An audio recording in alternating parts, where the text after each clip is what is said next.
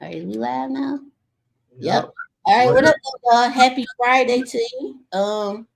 What we got going on today? We talking about the Wayne County tax auction. We're actually doing this twice. So we doing it online today, and we doing it in person next week at the Pizza Bar, which I think gonna be probably better because we getting a really good response about it. I was like, we should do it in person too, because I think it's better when it's more like interaction and stuff. But today we got our special guest, my boy Reggie P. As always, we this what the third year we done did this every Yeah. year for the Yep. tax auction, and then we come back again and do it in October or November to do like the recap of both auctions. So Reggie, you want to introduce yourself? Tell the fine people who you are, what you do. I'm Reginald Perryman. Reggie is realestate.com. Reggie is real estate, all that good stuff. Over 30 years in the real estate industry, real estate broker and investor. I have to start saying that now because for some reason people think, oh, I didn't know you invest in real estate. I'm like, that's how I started out. Like, Oh, and then you became a realtor. well, yeah, because my grandmother had some property, so when she passed, she left me a couple of them, right? And Mm-hmm. they was like, they was HUD properties, little properties or whatever. But I went and got my real estate license. But when most of the stuff I advertise and promote is the real estate side, the sales side. So a lot of people don't think I invest, but I never understood why people thought realtors don't invest in real estate. And there's a ton of us that invest. We just don't market ourselves as investors Mm-hmm. because typically, like somebody called me to sell their house. A lot of times I'm making them a cash offer as an option because we get a lot of people to say, you know what, I don't want to fix it up. I don't even want to put it on the market. I just want to get it sold. Do you have any buyers? And I'm raising my hand like, yeah, me. So a lot of our investment properties come from people calling us on just our general ads that we have. Mm-hmm. Yeah. Well, that's dope. Yeah. So, couple church announcements. So, if y'all seen the video, this group called, I don't know if you seen it too, Reggie. This group called Fractional. They reached out to me. They help people raise capital using their community, which is people online community stuff like that. So they send me over their stuff. They didn't help raise probably several $1 million for investors at the collective. So my project on Parker, Big Yellow 3067 Parker, they gonna help me raise the money. I need 215 to really rehab it. Or my other plan B is to, if I can get that lot, tear it down, build me. I probably can get a 6 unit because them lots over there long. Yeah. So, but Yeah. I need more bread. But I was like, well, let's try it with the 215 first, see how that go. Cause they gonna take care of everything. They gonna do the accountant, the lawyer on their staff, everything. I gotta put up 6,500 once they raise the money, and then they release the funds to me. So I don't have to pay nothing till we raise it. But is it a loan they're giving you, or is it you are you paying it back? Well, no. So what it is, let's say. So I told them they said your minimum can be as low as 500. I was like, no, because them people gonna get on my nerves. So I was like, the minimum need to be at least 10 grand. So everybody who put in 10 grand, they'll get paid back in like dividends, whatever that agreement is. So we doing Okay. a webinar. I think next week I gotta post it too, where people can come on, ask questions, and join in. But they take care of everything. They gonna send out the payments. They gonna send out the 1099K statements that you're supposed to get at the end of the year and stuff. The Because I've always payment. Yeah, because I always wanted to do this, but I wanted to make sure I hired the right team because I don't want issues like I've seen other people have, Right. and I don't Yeah. want to be American greedy. So So wait a minute. They put the group of people together. They raised the capital, nope, and then I put the group. So I use my social media presence, and people okay. and they invest with me that way, and then they take care of the back end as far as the payment stuff like that. And then I got to update everybody on weekly Zoom calls with the progress and show where I put the money and stuff like that. Like, okay, we paid this week for the water bill, we paid this week for the taxes, this week Right. went to the roof. Here goes some update stuff like that, so people are always aware of what's going on. So the people that are investing, they're getting paid back just dividends, or are they part of the project? Like, what's their interest in the property? That Uh, part I gotta find out. So when I do this webinar with them next week, we all gonna be asking questions.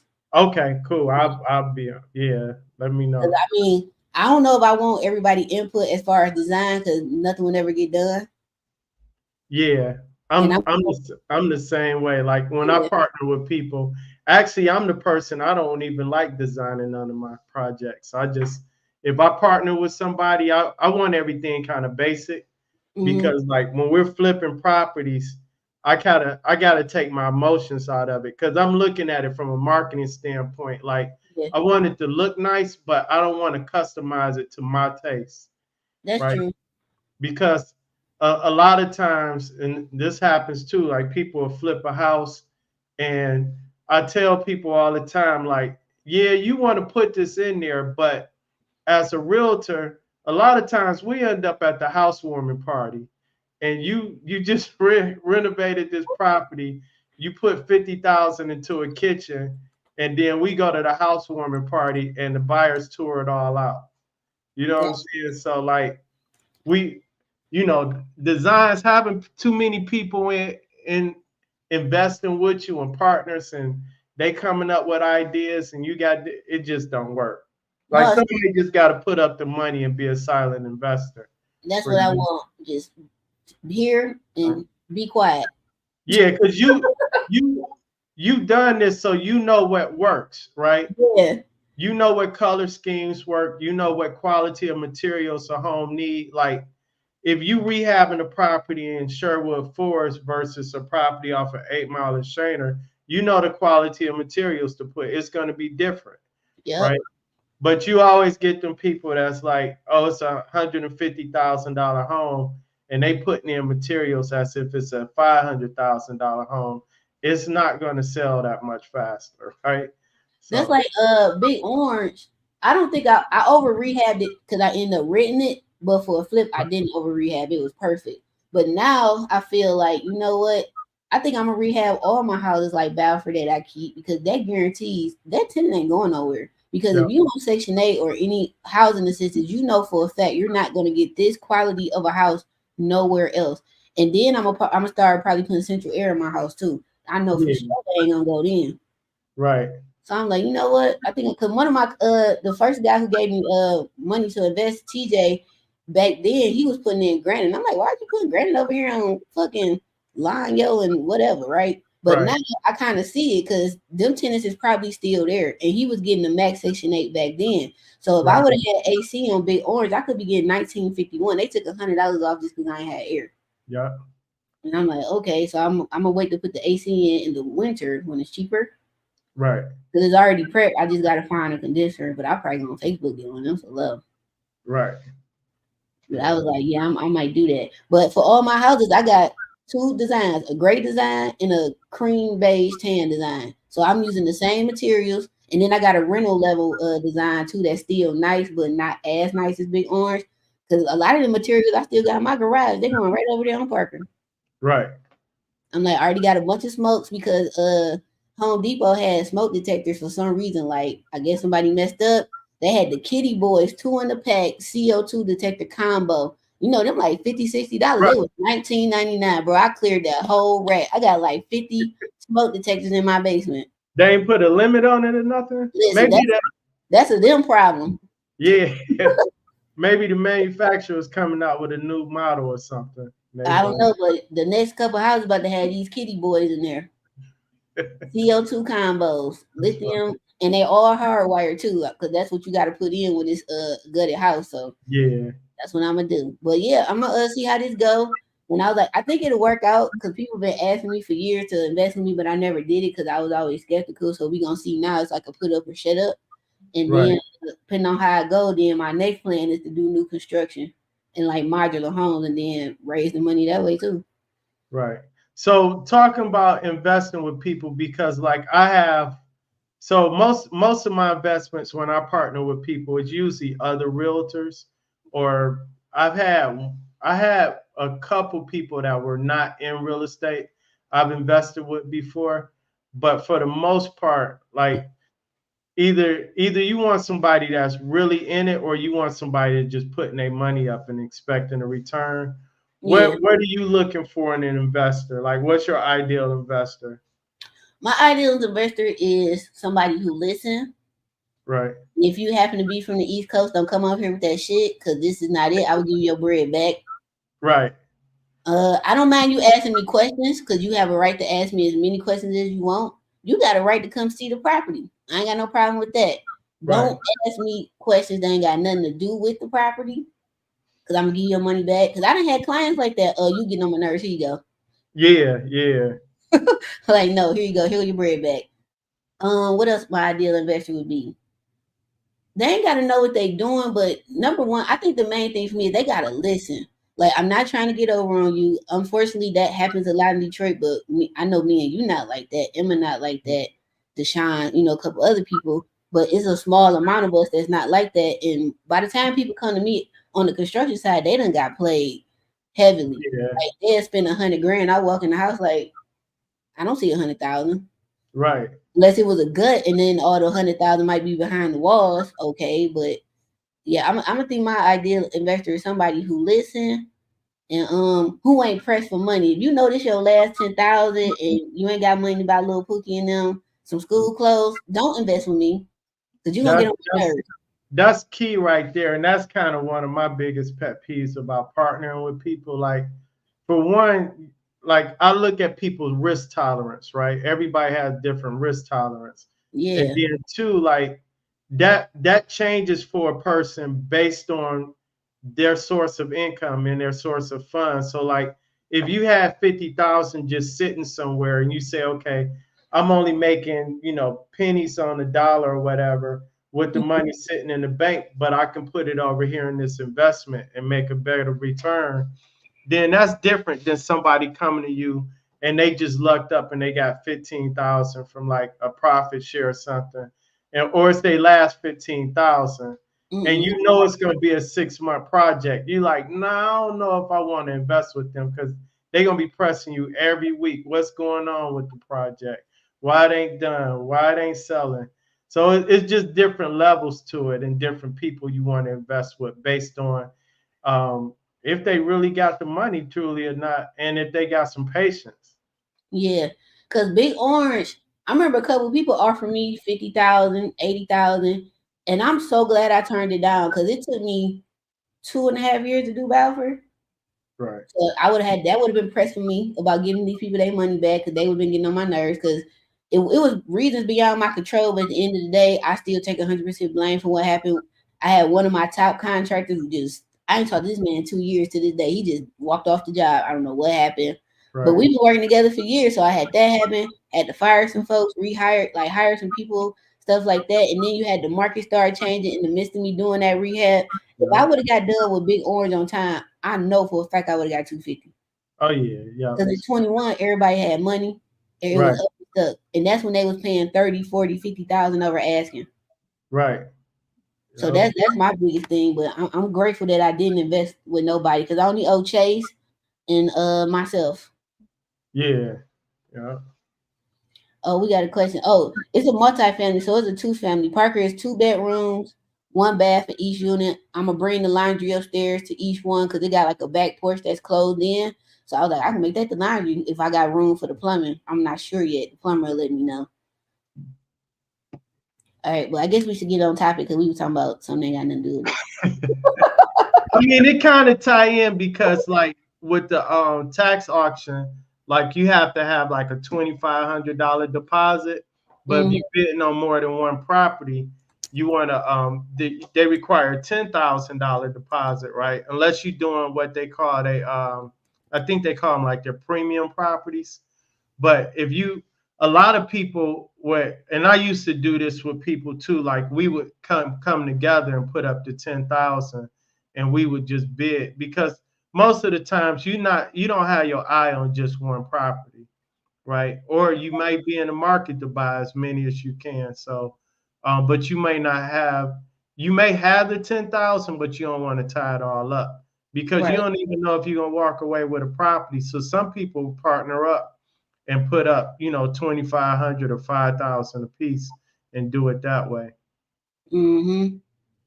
They also got what I was about to say. So I just been looking at lots on that Greenway. So this is my little rant.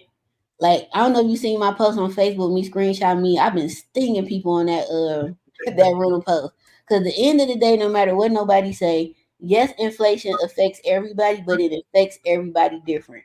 The Yep. the skills that you obtain in life determines your income. I was always taught your income gonna determine where you live. You don't want to live in the hood, go make some more damn money so you can move out the hood. Yep. I thought it was simple. Them people, I think people was getting mad at me because it really made them look at themselves. Yeah. And this Yep. one chick, me, I think that's the last one I posted. I'm like, you mad at me because you chose to not go past high school. You chose a job that required you to count up to 10 because the computer do everything for you. Because have Right. you ever been to the store and gave a person like the number with the change so you can get Yeah. all dollars back? Oh Boy, man. they be told up. They be like, wait a minute. I don't know that number. Why you couldn't just give me what I asked for? Like they be want to fight you. I'm like, bro, just give me 10 singles back. What is we talking about? Hey, so I got this thing right, like with gas, I pay gas on my card, right? Yeah, So to make to make certain things simpler, I like even numbers, right? right. So like if I'm buying something and I'm getting gas and it's like, $5.81, you know what I'm saying? I might put 50.19 on gas, you know what I'm saying? So it rounds out to an even number. And Mm-hmm. the confusion in people's face be like, wait a minute, you know what I'm saying? I'm like, no, I just want an even number. You know what I'm saying? Like, it's not that difficult. But I think technology hurt a lot of people. But like you said, it's just if you don't have a certain skill set that, like the technology is replacing a lot of people, in other words, and it's not giving people a reason to even think. So like you can't compute that quick in your head. Like I'm just saying, give me 50.19 on is not rocket science, right? But to them it is, Yeah, right? don't put 50 in the quarter. Wait a minute. Wait. Oh, wait a minute.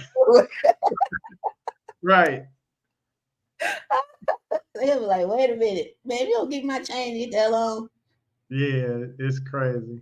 But also, like in Detroit, I feel like it ain't no excuse because there's so much help for us here. Like it's so much help for Detroiters, and I think it's either two things could be true at the same time. Either Detroiters just don't know. I could take that because a lot of Yeah, people don't know stuff until I post it because they ain't really they putting it out there, but not for real. The city of Detroit really need to partner with us influencers to get their message out. That's really the truth because we look like Detroit, we from Detroit, and we know how to explain stuff to Detroiters so they understand. Like, well, I don't see the benefit of this. Okay, this is why you should do this because of ABCD. So that's right, one issue. Then the other issue I think is that people do know and they just don't care, or maybe they feel like, oh, if I feel it, I ain't gonna get it. You could tell me no. Oh, you told me no today. I'm going to reapply again. right. So I'm gonna give you an example, right? Remember a couple years ago when we was having this conversation about we was talking about how to bid in tax auction, and Mm, I was saying like even people can still get their properties back, right? Like until you actually had that deed in hand. And one of the issues I brought up was probate, because if the house is in probate, the county will work with you to not take the property, right? Even if it's being foreclosed on, they want to work with you. One of the main reasons is being that they were serving the person and this person was deceased. They don't know it's in probate until you tell them. So mm, we discussed that probably 2 years in a row or 3 years, however long we've been doing this. But this year, I started hearing the Wayne County treasurer making that announcement. Hey, if you have a property in probate, come talk to us, right? But we had already been, driving that message out there to the public like, hey, if your property is in probate, first thing you do is contact the county to help prevent foreclosure. Because to be honest, a lot of these properties on the tax foreclosure list shouldn't be on there, especially like the low income people. They mm, got programs out there. If you under a certain income, you're exempt from paying property taxes. mm. Disabled veterans, right? So why are we foreclosing on properties? Because you got the people that can afford to pay their property taxes that's losing them. They're just making a choice. But you legitimately have people out here losing their properties, the property taxes that shouldn't have to be paying them in the first place because See, they qualify for the program. but see, the thing with the tax is like, okay, yes, they illegally taxed us. That part of the fact, and then that sped up gentrification. Now that's also true, which is Right. why the city got sued, lost, and that's how they started the Hope program to kind of help with that. even though the whole program is income based. So I told my family, look here, whoever the poorest is on paper, that's who that damn deed need to be in. So y'all can get y'all taxes waived. And then the family sets up a trust so y'all know who control what, and then it passed down like it's supposed to. But for right now, for a temporary solution, like all our family land in Georgia and Alabama, my daddy side, Right. all of our names on there, but the over the executor is my daddy because he's a Vietnam veteran. One thing I respect about the South, they take care of their vets. Right. My daddy don't pay taxes on his tags. He don't pay. He don't even got to pay for his tags. I don't think in Georgia. And then Wow. our properties in Alabama, we don't pay. We only pay like so. We got 10 acres of land. Our tax is $500 Wow. because they veterans. Right. So we got to keep y'all living as long as possible because like this is Y'all help. serious. Like we got to put you up in the room or something because no. But we got all our stuff. Like one thing my grandma did, her and my granddaddy, they had a trust set up, the wheel set up. What else they got? She had in their directions for us. Like the first thing they read in my grandma will, dog, I shit you not, in all caps, and they said, "Y'all listen up and listen to me good." And we like, whoa. He said, "There are to be no white people on my land Wow. unless they are servicing this family." We all stood up, was like, "Hell yeah, girl!" I was like, "I love it." But that's what it's for. And then she was like, I dug out. So she bought 10 acres in Smith Station, Alabama before they started building up because Fort Benning is like an hour or so away. So they started building up Smith Station like maybe 20, 30 years ago to help Right. with the population overflow coming from Columbus and like Macon and stuff like that. So she bought 10 acres, fenced it off, dug out 2 acres. And in the wheel, she was like, I dug out this land to put a lake in there and all my favorite fish so my grandkids will never go hungry. Like we all bust out crying, like, wow. Wow. And so like instead of putting a house on there, we just did like a little trailer or whatever, because that's Right. considered our lake house. On my dad, he like the overseer, he stayed there. I remember some dudes jumped the fence trying to fish. He came out with that shotgun. He was like, ain't gonna be no warning shot. Dog, my daddy like 76. That's crazy. But I'm like, he a Vietnam vet. But I say all that to say, like, it's programs out here. Like, it's so many programs for veterans. It's another program here. What is it? Renew Detroit. I think that help you like rehab your house if you a senior. I think you got Right. 55 or something up. But if you low income and a senior, they redoing your roof. I'm doing work for DCE right now. If you low income, we replacing hot water tanks, furnaces, duct work, putting in the new panel because you know that new stuff can't work on that old load. And Right. we AC units if it ain't no AC there. That's like $30,000 worth of work people getting for free Yeah. because you Yep. low income. I'm Yeah. like, People. A lot of times, people be thinking it's a hoax or something, or they don't want to give up their information. But I mean, the programs are out there.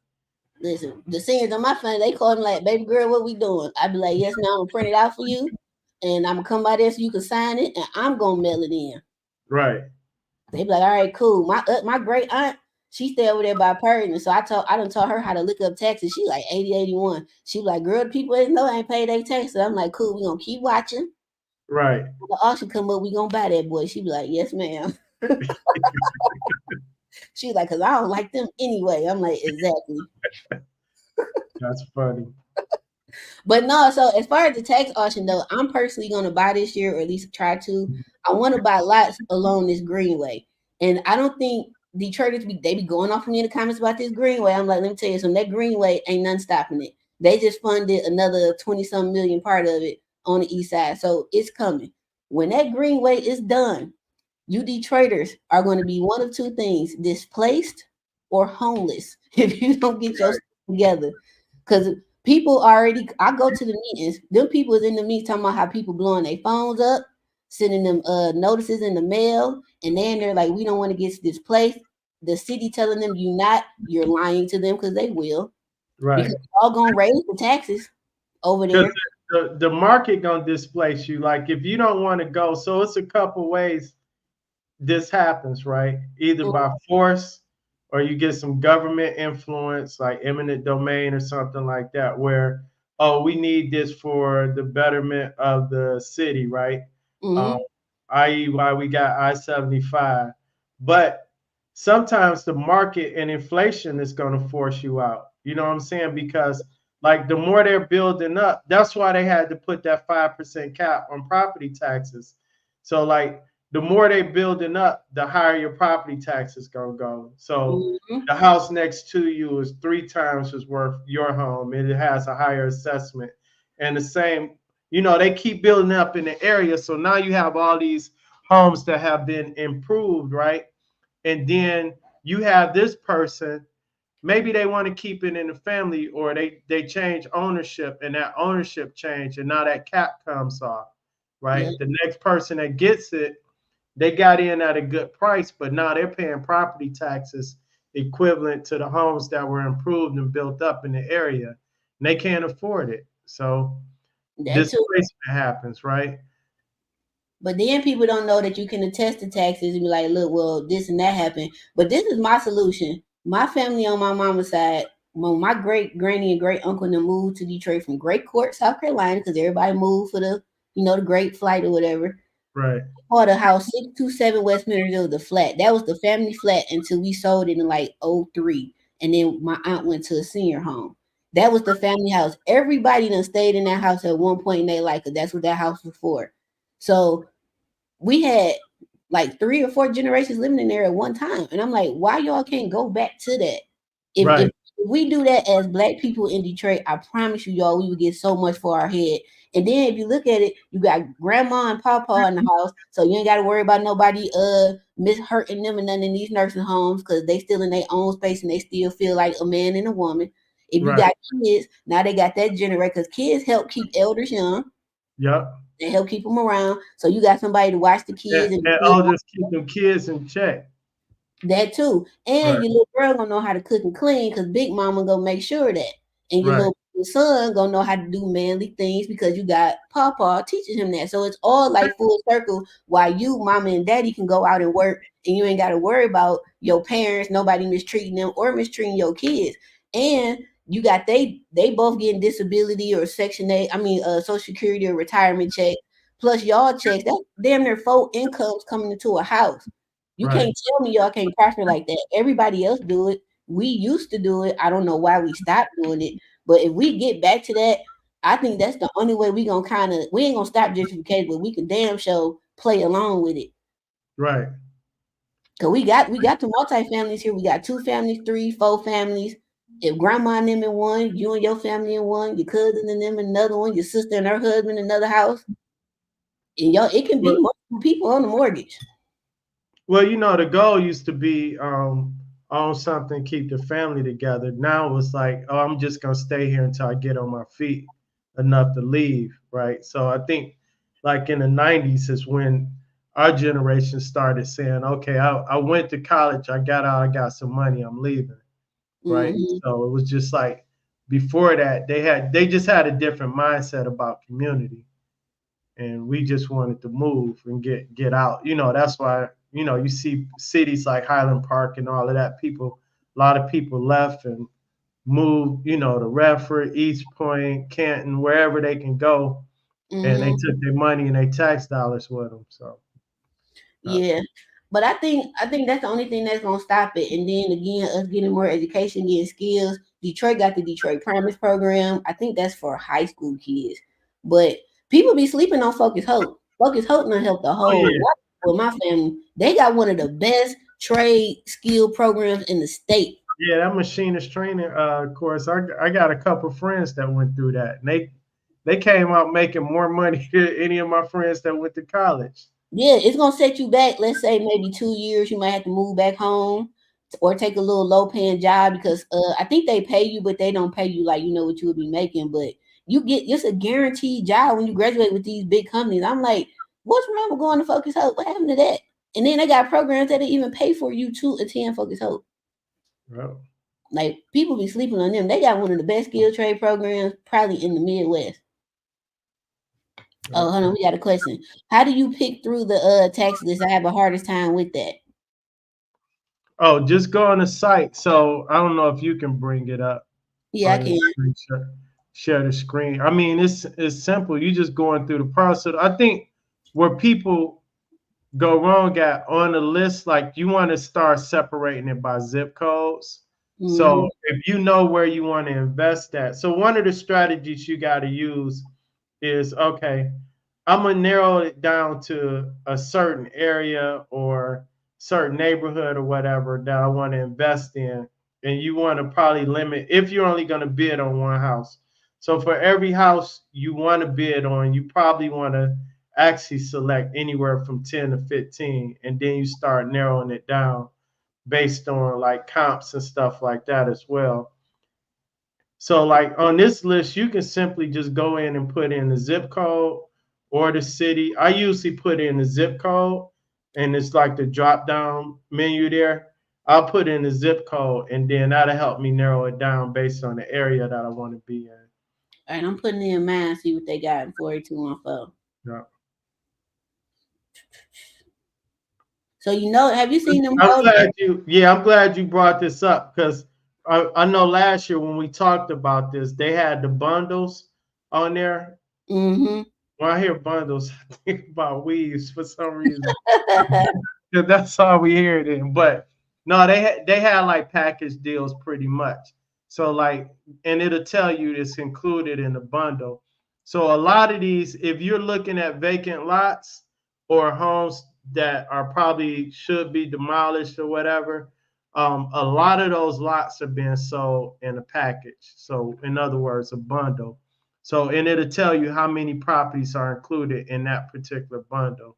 So you will see some with 150, 152. You'll see some with less than that, but usually you're going to see a large number. Mm-hmm. Um, and you have to bid on those as a collective bundle. So it's not like you bid on them separately. And they'll tell you if you click on the bundle property details, it'll tell you exactly the other properties that are included in Damn, that package. this one a big bundle. Yep. So another resource you want to use is simple, don't cost you any money. Just use Google Maps and look at your street view. So you put in the address. So like you narrow down your 10 or 15 properties before you even go out and drive by them. You do a Google Map view and look at the street. Now, the thing with that is sometimes the map view is outdated, so you got to look at the dates down there.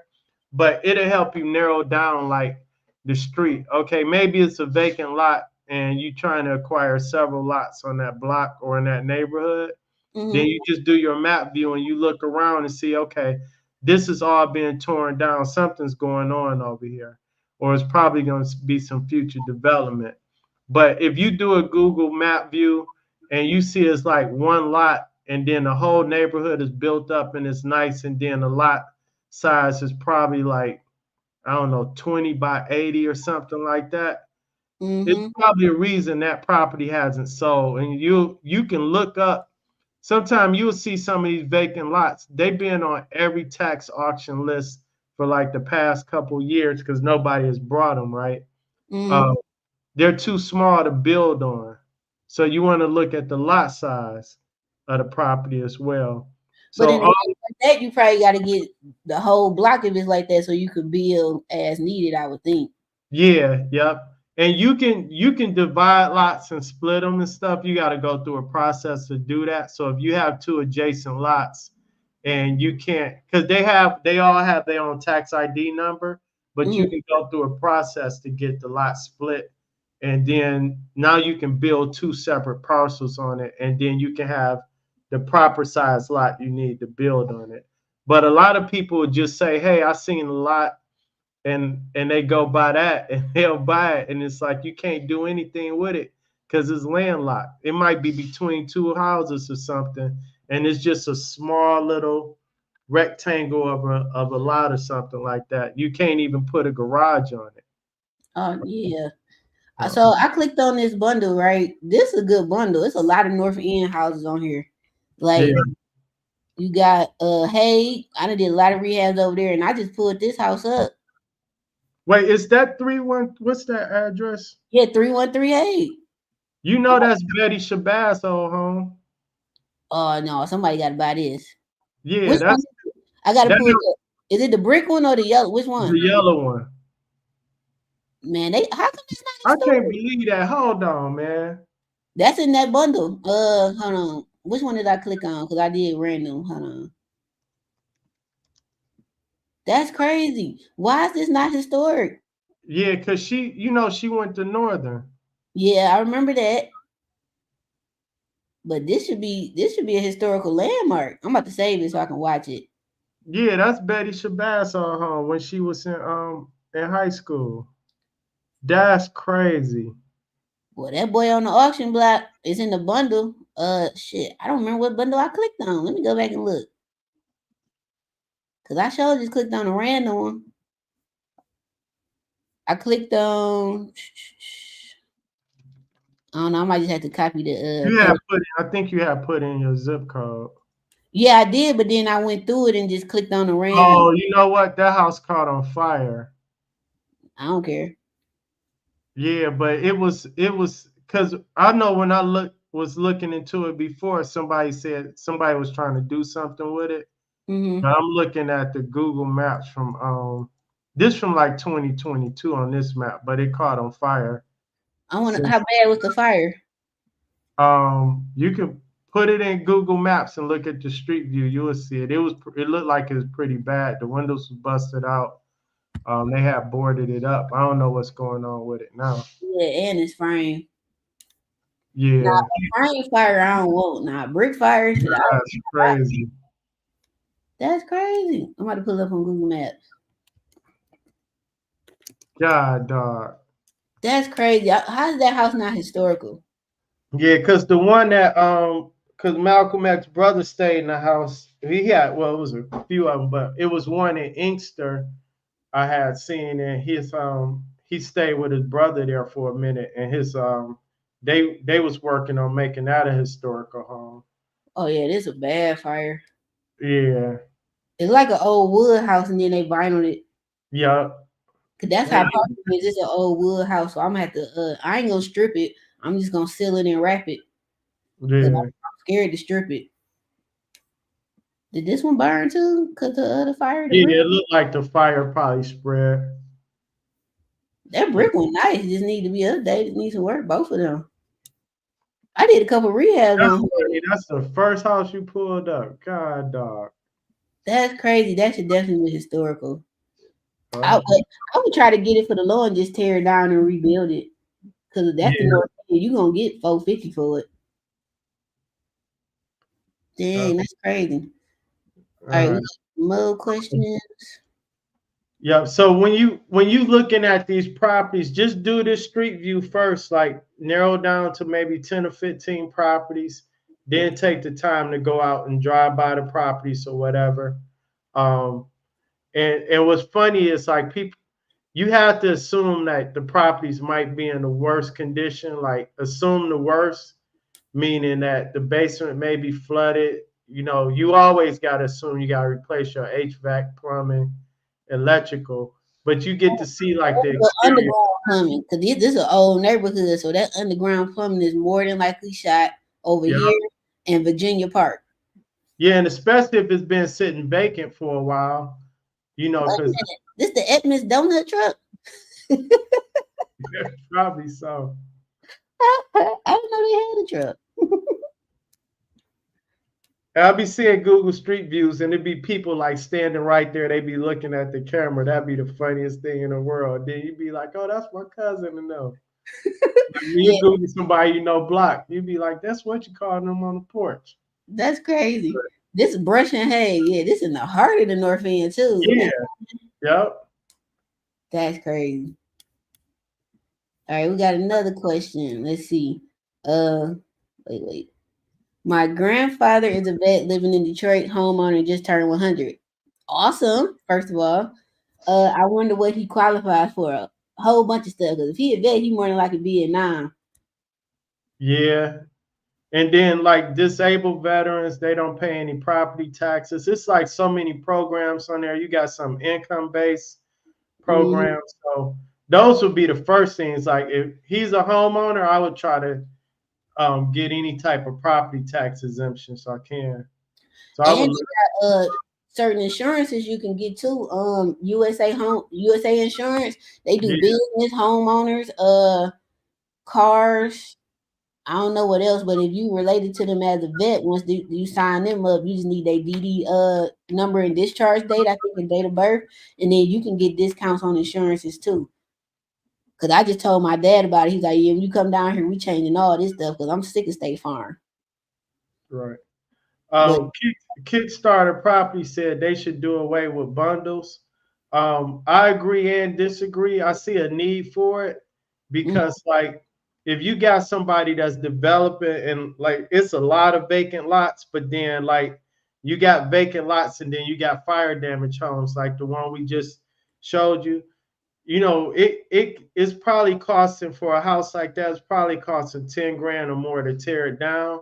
So if mm, you could sell a bunch of those properties that are fire damaged to one developer and they're taking over that cost to tear them down, then that's money that the county or the city doesn't have to pay because true. it's right now it's just an eyesore. So you can imagine if it's 152 of those, or let's say if it's 50 of them and the other 102 are vacant lots, you know, $10,000 times 50, that's what you're saving the city. So um, I see the benefit of it, but then the disadvantage is it kind of cuts out the entry level or the smaller investors from getting some of those properties. Yeah, cause that's not a bad bundle. So I'm about to share this screen.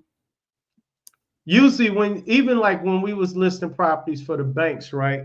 When they did bulk packages like that, they forced you to take, I mean, you had to take some garbage and you couldn't just cherry pick, right? So the package was put together for you. So I don't know what the other properties look like, but none of I doubt if any of the premium properties are in that bundle. Yeah, so this is the city of Detroit parcel viewer, y'all. This is how I look up a lot of properties because when you call the city or the land bank, you need at least one address off the street because they be wanting to know. So then that way they can tell you what the address is. But this way is a little easier for you to just call to find out or check the land bank house.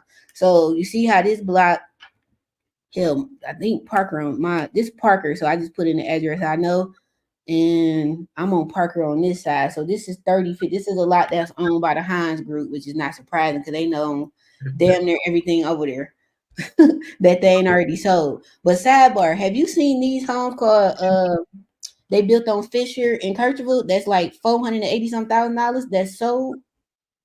Oh, I didn't know they sold already. I got it. You know, Yeah, so what they did was they built like some models and then they've been right. building the suit so people paying for them, then they building, which is genius. Yeah, they paying in advance. That's how most new construction will work. Though, I like it, yeah, sometimes they'll get like a deposit for the lot and then they'll build it. Or sometimes some builders should just take a deposit outright and then finish building it up. And they already have like 3 or 4 models for you to choose from. Yeah, because they started like 339 up to like 479 or 489. And I was like, they got to be using Indian Village comps because that's the block right behind Indian Village. Yep. They probably gonna get it, but they look good though. Did that house ever sell the energy efficiency house by me? The 3D printed home. Yeah. No, we had it under contract. We hadn't closed yet on it. You know, that's you know, they use some MISTA funding to do it. So the buyer, they got like stipulations, they got income limitations and all that type of stuff. Them programs always hard. Like if you're an investor and you're getting like any type of like grant money or anything like that, or if you're a developer and you're trying to build properties to sell them, you Mm-hmm. got to be mindful of like they're going to come with stipulations. So the buyers have to meet certain income guidelines. So you can have somebody that qualify for it, but they might make too much money, right? Yeah. That's the complete opposite of when you just buying a home, you fix it and flip it. You want them to make more money so they can buy it, right? So Mm-hmm. and that area is unique because a lot of those programs is all is based on the median income for that area. So you know that area, the median income is low. So you got a small window of people that can qualify, but they make too much money because of the area, and the people that don't make enough money that's within that boundary line, that limit, under that limit, they Mm, don't qualify for the mortgage on the home. So it's just one of those situations. yeah. Mm.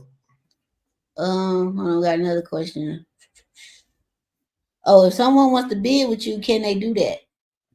No, it's a vetting process because if we putting up like me and a couple guys that I partner with, we put up the money. So here's the thing: we used to do it, and it was a lot of brokers that would do this. They would say, okay, we put up to 10,000, you give us $500 deposit, and we will allow you to come into our office and bid. You know what I'm saying? So we can monitor the bidding. The Mm-hmm. problem was, if you don't close, whoever the bidder is the one that's on the hook for that, right? So What you you? bid on a property and you win the bid, then all of a sudden it get out of control where you got, maybe you had 10 people and 3 of them didn't bid. That impacts the whole group, right? So it's just not worth it. I just tell people either bid, get with some people you already know and vetted, or you just find the one house that you want to bid on and go from there. Yeah, I'm just bidding on lots from the on the Greenway, and I'm Yeah. just gonna hope because it's. I be trying to tell people like it's so much easier to maintain a lot than it is to maintain a house. The taxes on my lot might be $250 a year, and I just gotta cut the grass once a month. Yeah. And then you don't have like the only thing with a vacant lot is you gotta have something that you can actually monitor, because once people get the dumping on it and it get crazy, you're gonna lose a lot of money because the city gonna come after you, especially if you don't report it right away. I think you mentioned that earlier. Yeah, If you see somebody dumping, you got to report it like ASAP. Don't wait or none of that, because they're going to assume you either did it or you allowed somebody to do it. yeah. Cause when I seen it was next to mine, I reported it because I'm like, y'all ain't gonna try to say I did it because that's when I was trying to go through my clearance property. I went right Right. up and reported anonymously. Somebody, I'm dry snitching. Yes, I am. What's funny is the blight tickets and the amount they'll charge you for cleanup be more than what the lots were. Way more. Yeah. So yeah, if you're gonna buy vacant lots, have a strategy behind it. And if you One, buy a bunch, you're gonna have to fence it off. yeah. Just buy Put a you. garden. Try to put a garden there until you decide on what you want to do with it. That's true, and you can get grant money for that. Urban gardening. That's why you see all them lots being people taking all them lots and doing gardens with them, or they growing trees and stuff like that. I think over what was that street, Harding, down by like Kirchville or something. It's like a whole block cleared out. That's the With, Heinz group. That they did that. yeah, and they put in all them trees over there. Yeah, because they said it was to help eat the lead out the soil. Because I think it took 7 years or something. And that they time Yeah, that. yeah. But yeah, you can fence it off. If you got enough lots together, your best bet is to fence it off. And then you can put up some of them little solar lights and stuff so it's lit up at night. You can they got cameras now that don't even require they got built-in Wi-Fi and power and stuff that Yeah. you can put up. Somebody said, what's the minimum size lot to buy so you can build? I honestly, you want at least like 40 by 120 Yeah. or larger if you want to build a house on it. Yeah, because I mean, you might can get away with something smaller like 40 by 100, but it's really gonna depend on like what area you in. And when we say area, because the Wayne County auction, we're talking about more than just Detroit. Some cities they changed their codes and they changed their building requirements to what was once there. You can't rebuild it, right? So like you said about the utilities and stuff, right? So if mm, you're doing a new build, for example, if you gut a house and redo it, all your smoke detectors and stuff have to be hardwired, right? So even with building, like you go into some cities like Dearborn or something like that, you can't build what was there. Like the requirements are different. So I would say 40 by 120 is probably the minimum you want to be looking at. Yeah, and for those who don't know, 40 is across the front. Which Yep. that ain't really no big front, and then the 120 is from the front of the house, basically damn near to the alley. So like Right. a lot of like where Parker at, them houses, them I don't know the size lot, but they long, cause them Yeah. ain't no flats over there. So that boy, you drive by like that boy just keep going. And who else got houses like that? Virginia Park like that. Them lots over there big as hell. Yeah. And if you notice, like in some areas, like oh, well, I can't think of them now, but you see like some homes that got built probably like in the early 2000s, and they was real narrow, like straight up and down. They were newer homes, but they were just real skinny and narrow. That's because they were trying to get as many homes as they could within those lot sizes, and the lots were just too small for them to build out wide like that. So they built them narrow and up. Yeah, 'cause So like, when they built our house on two parcels. So like everybody on the east side, like the Boulevard Jefferson, your backyard big as hell. right. Cause I don't know what used to be on our lot. I might have to Google it, but it had to be something long. Mm. All right, next question. What's a good lot? Oh, you're kind of ready over that. A cost to tear down. So it's crazy when the market was when the bankruptcy happened here. You could tear a house down for like 8 grand back in the day. Yeah. Them days is gone. The minimum you're gonna spend to tear down a house is probably 20 grand, and that's the minimum. And Yeah, then and then too, you got to factor in like what type of house and what materials were in there. So, like if it had asbestos in it, now you got to do an abatement, right? So, I mean, and then the process is not quick because you gotta get all your permits, then you got to get all the utilities shut and disconnected. So, and you you know, gotta have zero balance to do that. yeah, yep, People yep, don't do that.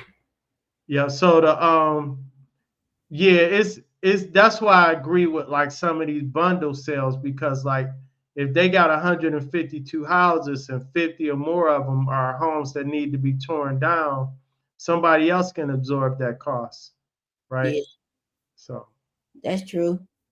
But yeah, so if the house, like I got a price to tear down Parker, that boy was almost 30,000, but it's a big flat. So I yeah, and then like some people don't realize not only that old ductwork with them octopus furnaces had asbestos, a lot of the siding had asbestos. So when a lot of times people covered it up with vinyl or aluminum siding, but some of that siding was asbestos. So if the city see that, that's a whole different, that's the cost you probably didn't think about. yep. And then with new construction, when they tear down houses, they done pulled out all that old underground plumbing, or either you can't just get it because it done collapse. So now you gotta tap back into the city. That cost right there is at least 30,000. Yeah. That ain't no joke. And you ain't did nothing but underground plumbing. You done spent 30 grand. You ain't put a slab down, nothing. Can you provide the link to the city? I already did. The link is in the comments, so you are gonna have to scroll up, sir or ma'am. Is there a map of the Joe Louis Greenway? Yes, just Google Joe Louis Greenway and the interactive map will pop right up. If you're not from Detroit, that map ain't gonna make no sense to you because you don't know what's going on. But if you're from Detroit, it make perfect sense. You know what area people sleeping on? Where they starting to buy up people houses and lots for the Greenway? You know where that Popeyes at on Liver Noise when you cross Davidson? Yeah. Yep. That Greenway coming right over there. Yeah. I'm like, that's crazy. And Highland Park, it's basically following all the old railroads.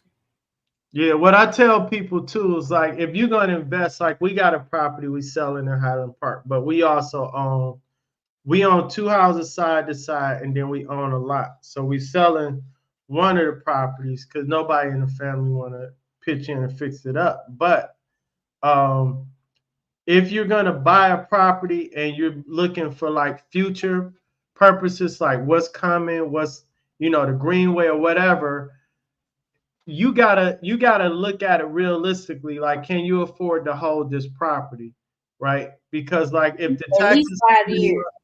yeah, because people will buy a property. All right, so you buy this property, the cap come off of the taxes, and you like, I only paid, 40,000 for the property. Why is the taxes 3,800 a year? Well, just because you paid 40 for it, they're looking at the assessment value for the area, right? So can you afford to maintain the property, fix it, and hold it for that period of time? What are your plans with it? Are you going to rent it out and generate some income to offset the expenses, or are you just going to board it and sit on it? Right. So a lot of people, we get a lot of investors that come into town or even here locally, and they'll buy a bunch of properties and sit on them, and they get broken into, they get set on fire, whatever the case may be. You just have to have a plan to be able to maintain these properties, because if not, the land bank gonna be on you, as Asia mentioned. Is it can work against you if you don't have the right strategy. Yeah, because I bought Parker in 2019, so that's what, 5 years. Yeah.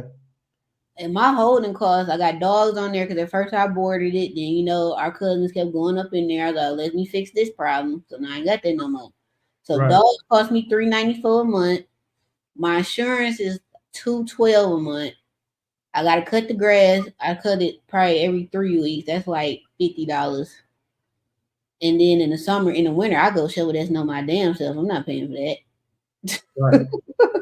I'm not doing that. Now I got my truck back. Oh, throw that snow blower on there. I'm going to do all my own snow. So I'm probably looking at plus the taxes. That's at least $250 a month because the taxes over there are high. They like $2,200 a year. Yeah. So I'm probably spending 12 grand a year to hold that house. Right. And then think about it, if you're not generating any income. So a lot of people ask me this about real estate, like people that's in the stock market, for example, they're whether they're doing options or whatever, they're getting in real estate. And I said, where else can your money, where can you have a better use for your money and better return on investment? So if you're spending 12 grand a year and you're not getting any of that money back right away, Mm-hmm. it may make sense for you because your plan is long term, right? That house may be worth in 5 years from now, may be worth 6 to 10 times more than what you paid for it and what you put into it. Then that makes sense. But the average person is not going to make sense, right? You're looking at 12,000. What you say, 12,000 a year?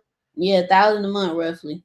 Yeah, so you're looking at over 5 years, $60,000 plus what you paid for it, plus the cost to renovate it and put it back into a state of where it can be occupied. So you just got to think about where's your money going to get the best return at, and a lot of times people don't think about that. Yeah, so the house across the street. So I just pulled Parker up. This the pictures what it look like. It's secured. They be chilling sitting on the porch. The one to the left just sold for 50,000, and they still need to gut it. They finally got them out. They had been squatting since I bought mine. That was 2019. Cause they the ones who kept going in my house. So I done gutted it, so it's just ready to be put back together. That's why I'm like, my estimate is at least 215. I already know it. Cause I need a roof, everything. I'm not gonna keep the garage. I'm gonna tear that down because it ain't no point. They can park on the street and just refence everything off across the alley. But the one across the street, they done gutted it, redid it. That boy was listed for 298. It was a single they turned into, the two family they turned into a single. But I don't Yeah, remember the address. we're getting a lot of people doing that too, turning to two families. We seeing that a lot in the Bagley area and over on the east side. It Over, makes sense. yeah, My only issue with people doing it, some of them ain't doing the house right. Like they not if I'm doing that to a two family, I'm bringing my laundry upstairs to that second floor. Cause what are you gonna do with that kitchen? The plumbing's already there. You might as well make it a laundry room or a really stupid nice bathroom, and then turn the bathroom that's up there, either keep it so now it's 3 bathrooms or make that the laundry room. Cause if I'm all the way upstairs, I still gotta go in the basement and wash. And then some people are turning the kitchens into an actual room. So now instead of a 4 bedroom or 2 unit, now they done made it like a 6 bedroom house, which is crazy, but I guess people buying them. oh yeah, Yeah, here you go, 3061. That sold for 50,000. It had actual dogs in there. Oh, for people who I'm talking about dogs, I'm not talking about woof woof. So dog stand for door and window guard system. which is these steel covers y'all see on the house right there. So I only put dogs on the first floor and then boarded up the second floor. But the city made me board up them three little ones. Like, who about to get up there in the attic? But whatever. And here's something else I tell people too. Like, if you know you're gonna gut the house, let's say you buy a property off the auction, if Mm, you know you're gonna gut that house and completely redo it, go ahead and gut it. Because if that property is halfway livable and you're not doing nothing with it, you're gonna end up with squatters. yep. But see, Just the house next door, I don't know if it was livable, but it was at least 10 people in there and they had like 3 or 4 dogs. So I already know the smell in there is. And then they were defecating in garbage bags and yeah. putting it behind my house. Yeah, so if Try. the house is if you take a house like you did and you gut it down to the studs, it's not livable like that. They can't even halfway live in it, right? So you don't want the house to be comfortable. If it is comfortable, you need to put somebody in there yourself. Don't let nobody else put somebody else in there for you. Real. No. For real. All right, so this the that I got pulled up. This the actual website for the tax auction. Is I put the link in the comments as well on YouTube. So the list is out as of they probably got a newer list because this say May. So where the property sold, property sold, property sold. So these houses have not been sold in the 2021 auction. So I think you can go back and buy them throughout the year, right? Yeah. And then they probably gonna re-put them in the auction, I would They assume. usually put them back in the auction. They're Yeah. letting you know in advance these properties didn't sell. So these were like a lot of times these were like the fire damage homes, or a lot of these be vacant lots. And Mm-hmm. really, to be honest, a lot of the vacant lots be like what I said. They'll be lots that are either like landlocked, they between two buildings, and you can't do anything with them. And when I say buildings, I mean it can be a house or a commercial property, or it be like a little small side lot. It might be like 20 by like 60 or something like that. And nobody just ever brought them. And they probably offered it to the adjacent property owner and they didn't even want it because they was using it for free anyway, probably. Facts, parking all their cars over there, turning that boy to a car lot. Right. So this screen I'm about to share is the actual tax website where you got to sign up, get you a username, password, register your account, basically put your info on file so you can start bidding. So the properties are officially available as of yesterday. You can register from yesterday until September 12th at 5 p.m. You can put your deposit up from now until September 12th. The online bidding will start September 11th, and then we'll start closing out between September 18th and 19th. Now, last year they did 3 auctions. They had a low key one in December. That I don't think people really Yeah. They thought had was a over. special auction they announced. Yeah, I was like, oh, okay. But this is the auction rules. You got to have an affidavit signed. They got the rules.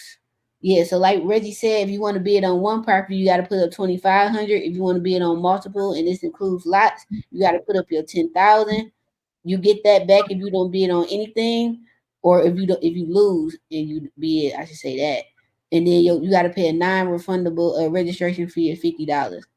So Um, Go ahead.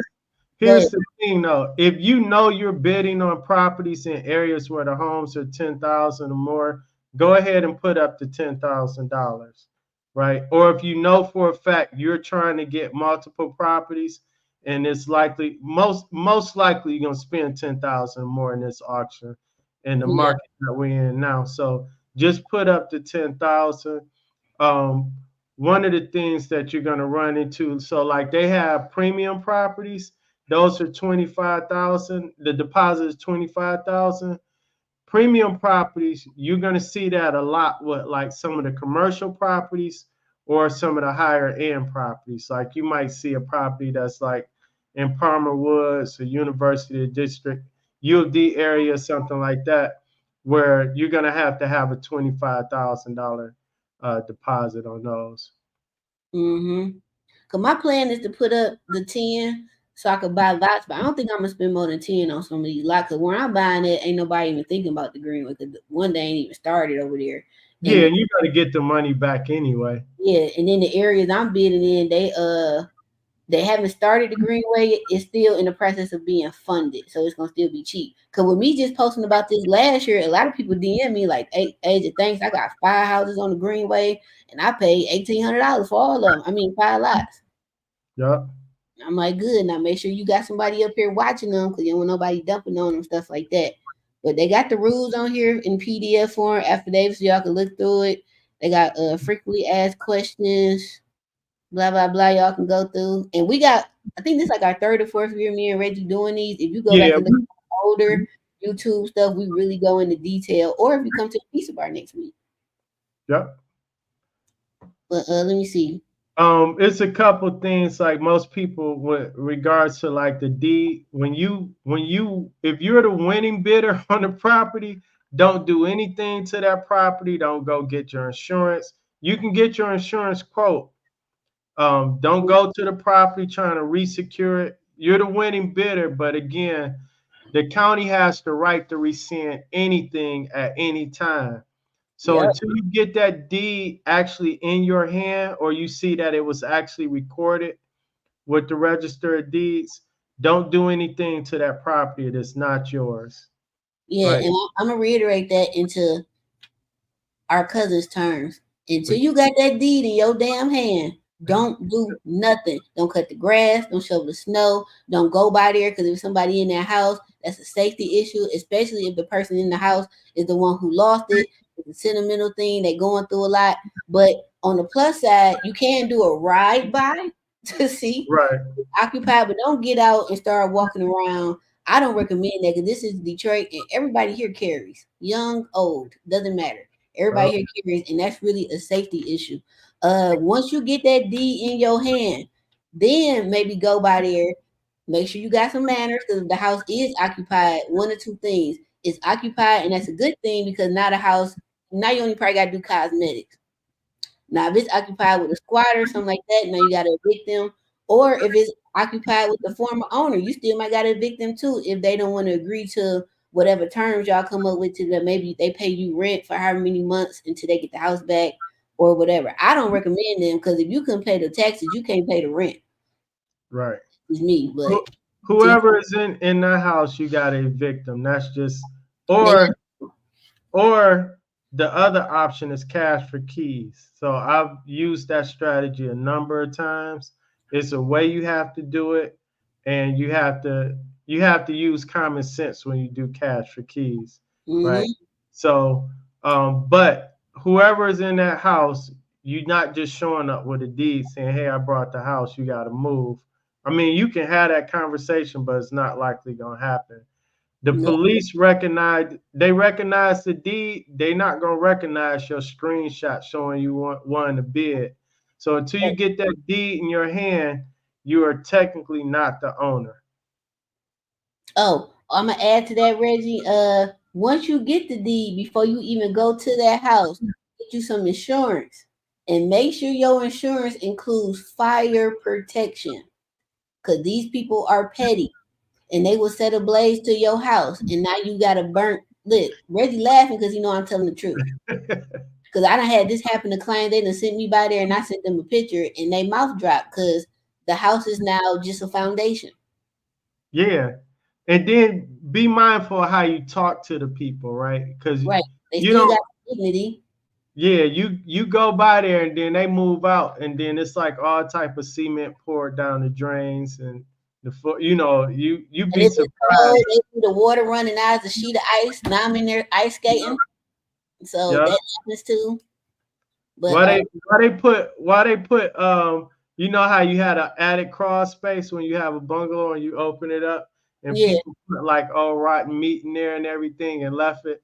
And guess what that house smelled like, right? So treat people with some respect, even regardless of how they talk to you. Just you're gonna have to go to court to get them out. That's the bottom. mhm. But most of the time, cash for keys do work because they need bread. You get somebody $1,000, and some of these people be wanting like 2,500. Now they getting a little uppity, but Yeah, that 2,500 is still you probably gonna spend the 2,500 either way if you go to court.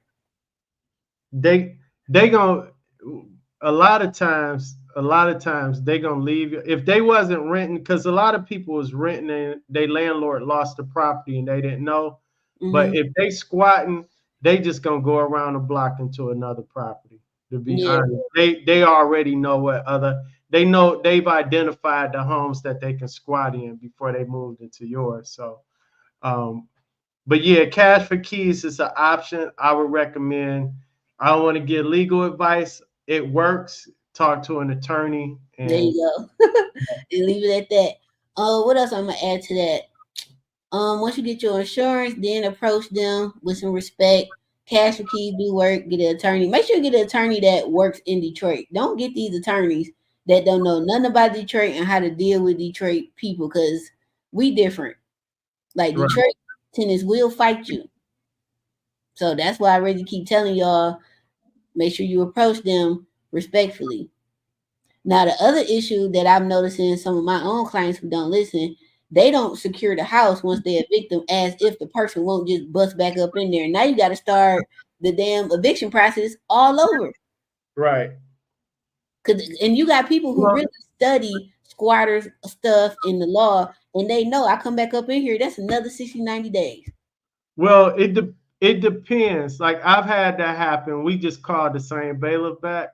Some Mm, bailiffs will come back because they're really trespassing at that point. When you close on it, and you get your deed, they're not trespassing, right? But once you evict them and they break back in, they're legally trespassing. So you have to call the police and say they're trespassing. Don't say they're squatting. Don't right. use the word squatting. Say they're trespassing. And you can show all your records showing that you just did an eviction. It's going to be a lot easier to get them out without But going then to the you court. still got to secure the house because they just going to keep coming Yeah, up. yep. I That's my mean, you want to secure the property, period. I'd be surprised at how many people go by there and they just be like, oh, I'm just going to change the locks. No, you got to have a kick door plan. You know what I'm saying? Like dogs or something like that on the property. I got one client, they just got blink cameras up. You know, people come with a baseball bat and knock that boy down and go up in there. This is Detroit, baby. And don't Yeah, and then get into the fall and get cold. This is ample squatting time. yeah, they going to come in with that, what's the Pooh Shiesty mask on? And they little propane tank and being that boy hovering. Yeah, you can't even tell who it is on the camera. Right. You know? Oh, so what's the average cost to build single duplex triplex? The average cost right now to build, you're looking at probably 180 up to 250 a square foot, and you can apply that to whatever size. And then it depends Yeah, if you want to go with container or some of these newer materials, stuff like that, modular. That make a difference too. yep. And people like I seen a question, well, what's the average cost to build in Detroit? It's not just Detroit, that's just the cost of materials and labor, regardless of where you build at. So Yep. the average price per square foot, whether you building in Detroit or Roseville or Grosse Pointe, the cost per square foot is going to remain the same. Now the difference is your permit costs, your connection utilities and everything may be a little different per city, but the actual structure itself is going to be the same. The same average per property per square foot. Mm-hmm. Yeah. Um, is the minimum bid the start off price to bid on the property? I think that's the October one, right? Yeah, so the first bid is based on what was owed on the property, on property taxes plus interest and penalties, plus the foreclosure fees that were added. So that's usually the starting bid. So if someone owed 10,000, I don't know, $986 or whatever, that's usually the starting bid is going to start there. Now there is increments. So like I think if it's under don't I have to look back at it, but I think if it's under $1,000, the increments are like $100 increments. But then properties over 1,000, I think it's like $1,000 increment. So what I mean is the starting bid may start at 10,900. Then your increments would be your next bid has to be 11,900.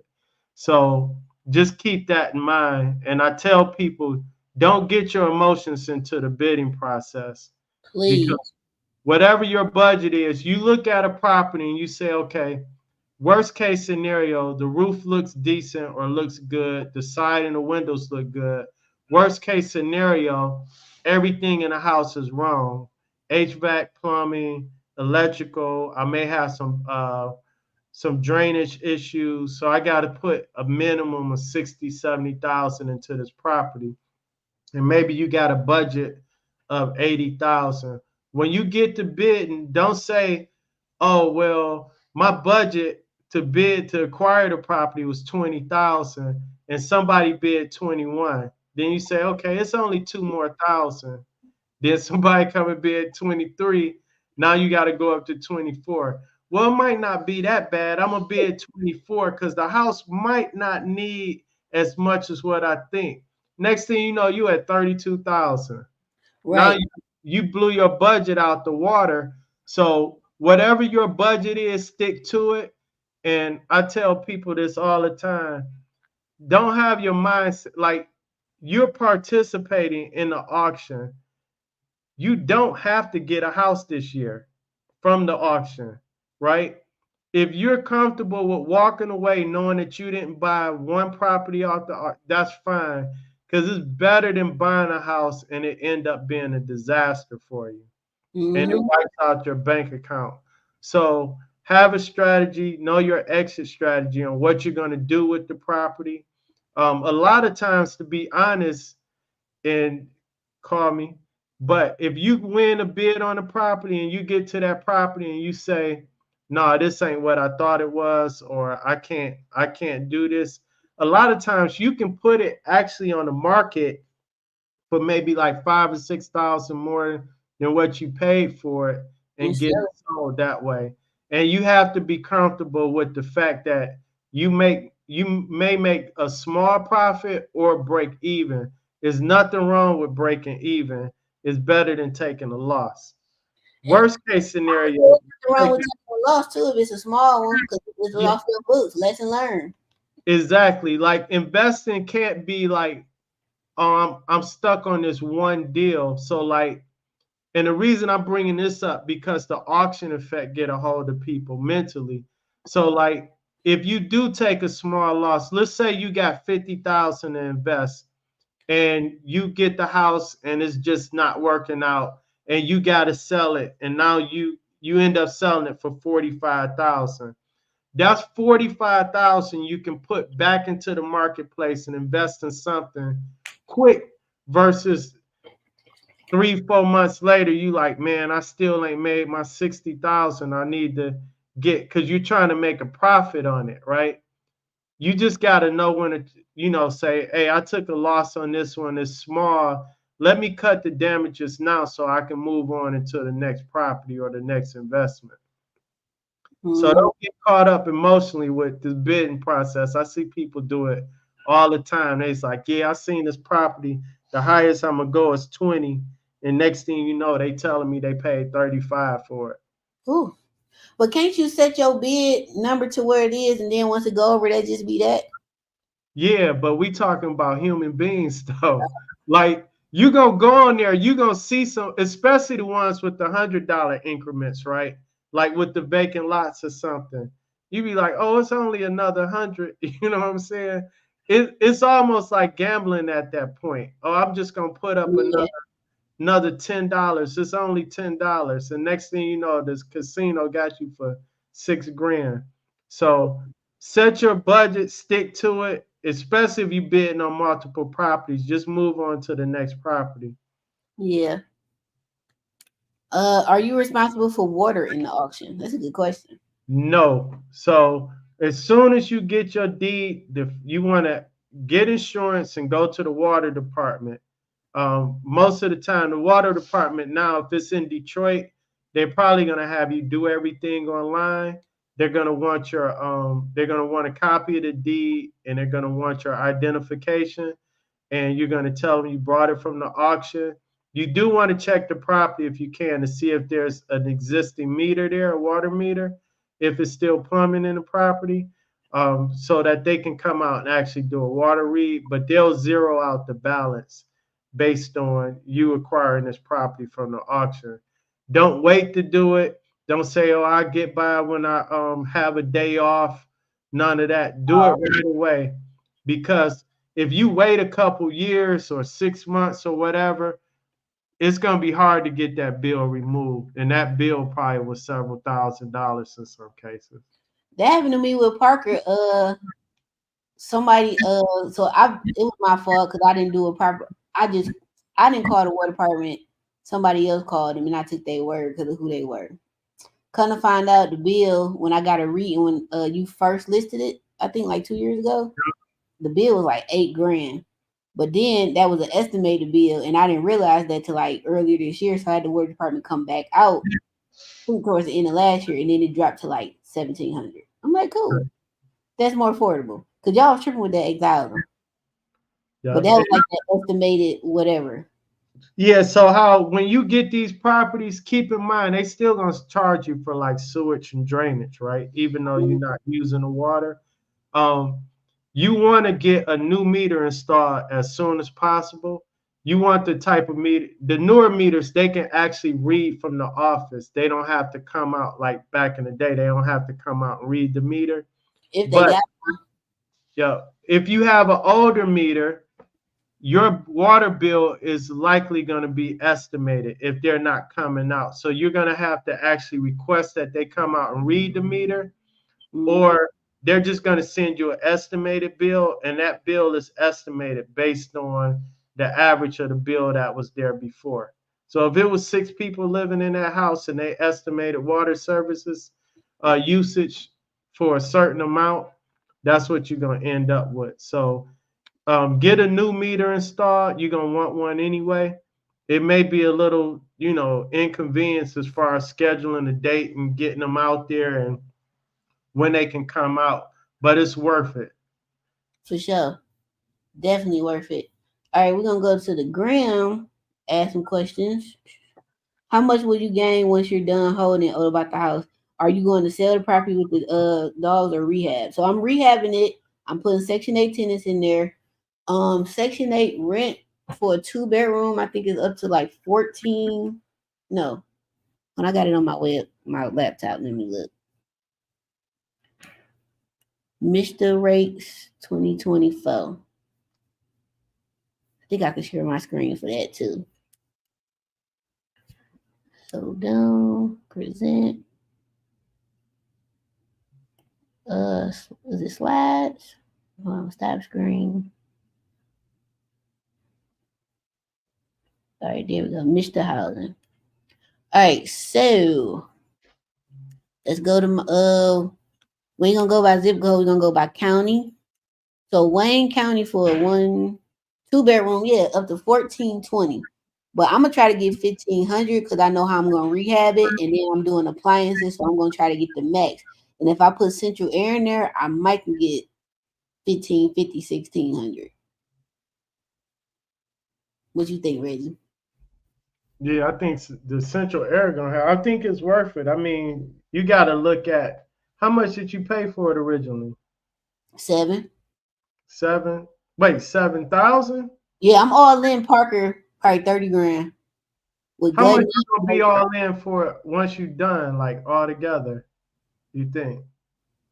my budget to rehab it, I got all my hard numbers was like 215 because I got a lot of plumbing issues, and I think I'm gonna have to replace that underground. So my thing that's 215.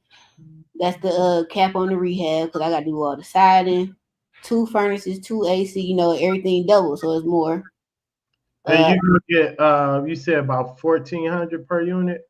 Yeah, right now I say 1,420, but I'm aiming for 15, 1,600 because I'm gonna do Yeah, appliances. you got Central Air and appliances. I probably can get 16 because the Is max. it separate water meters there?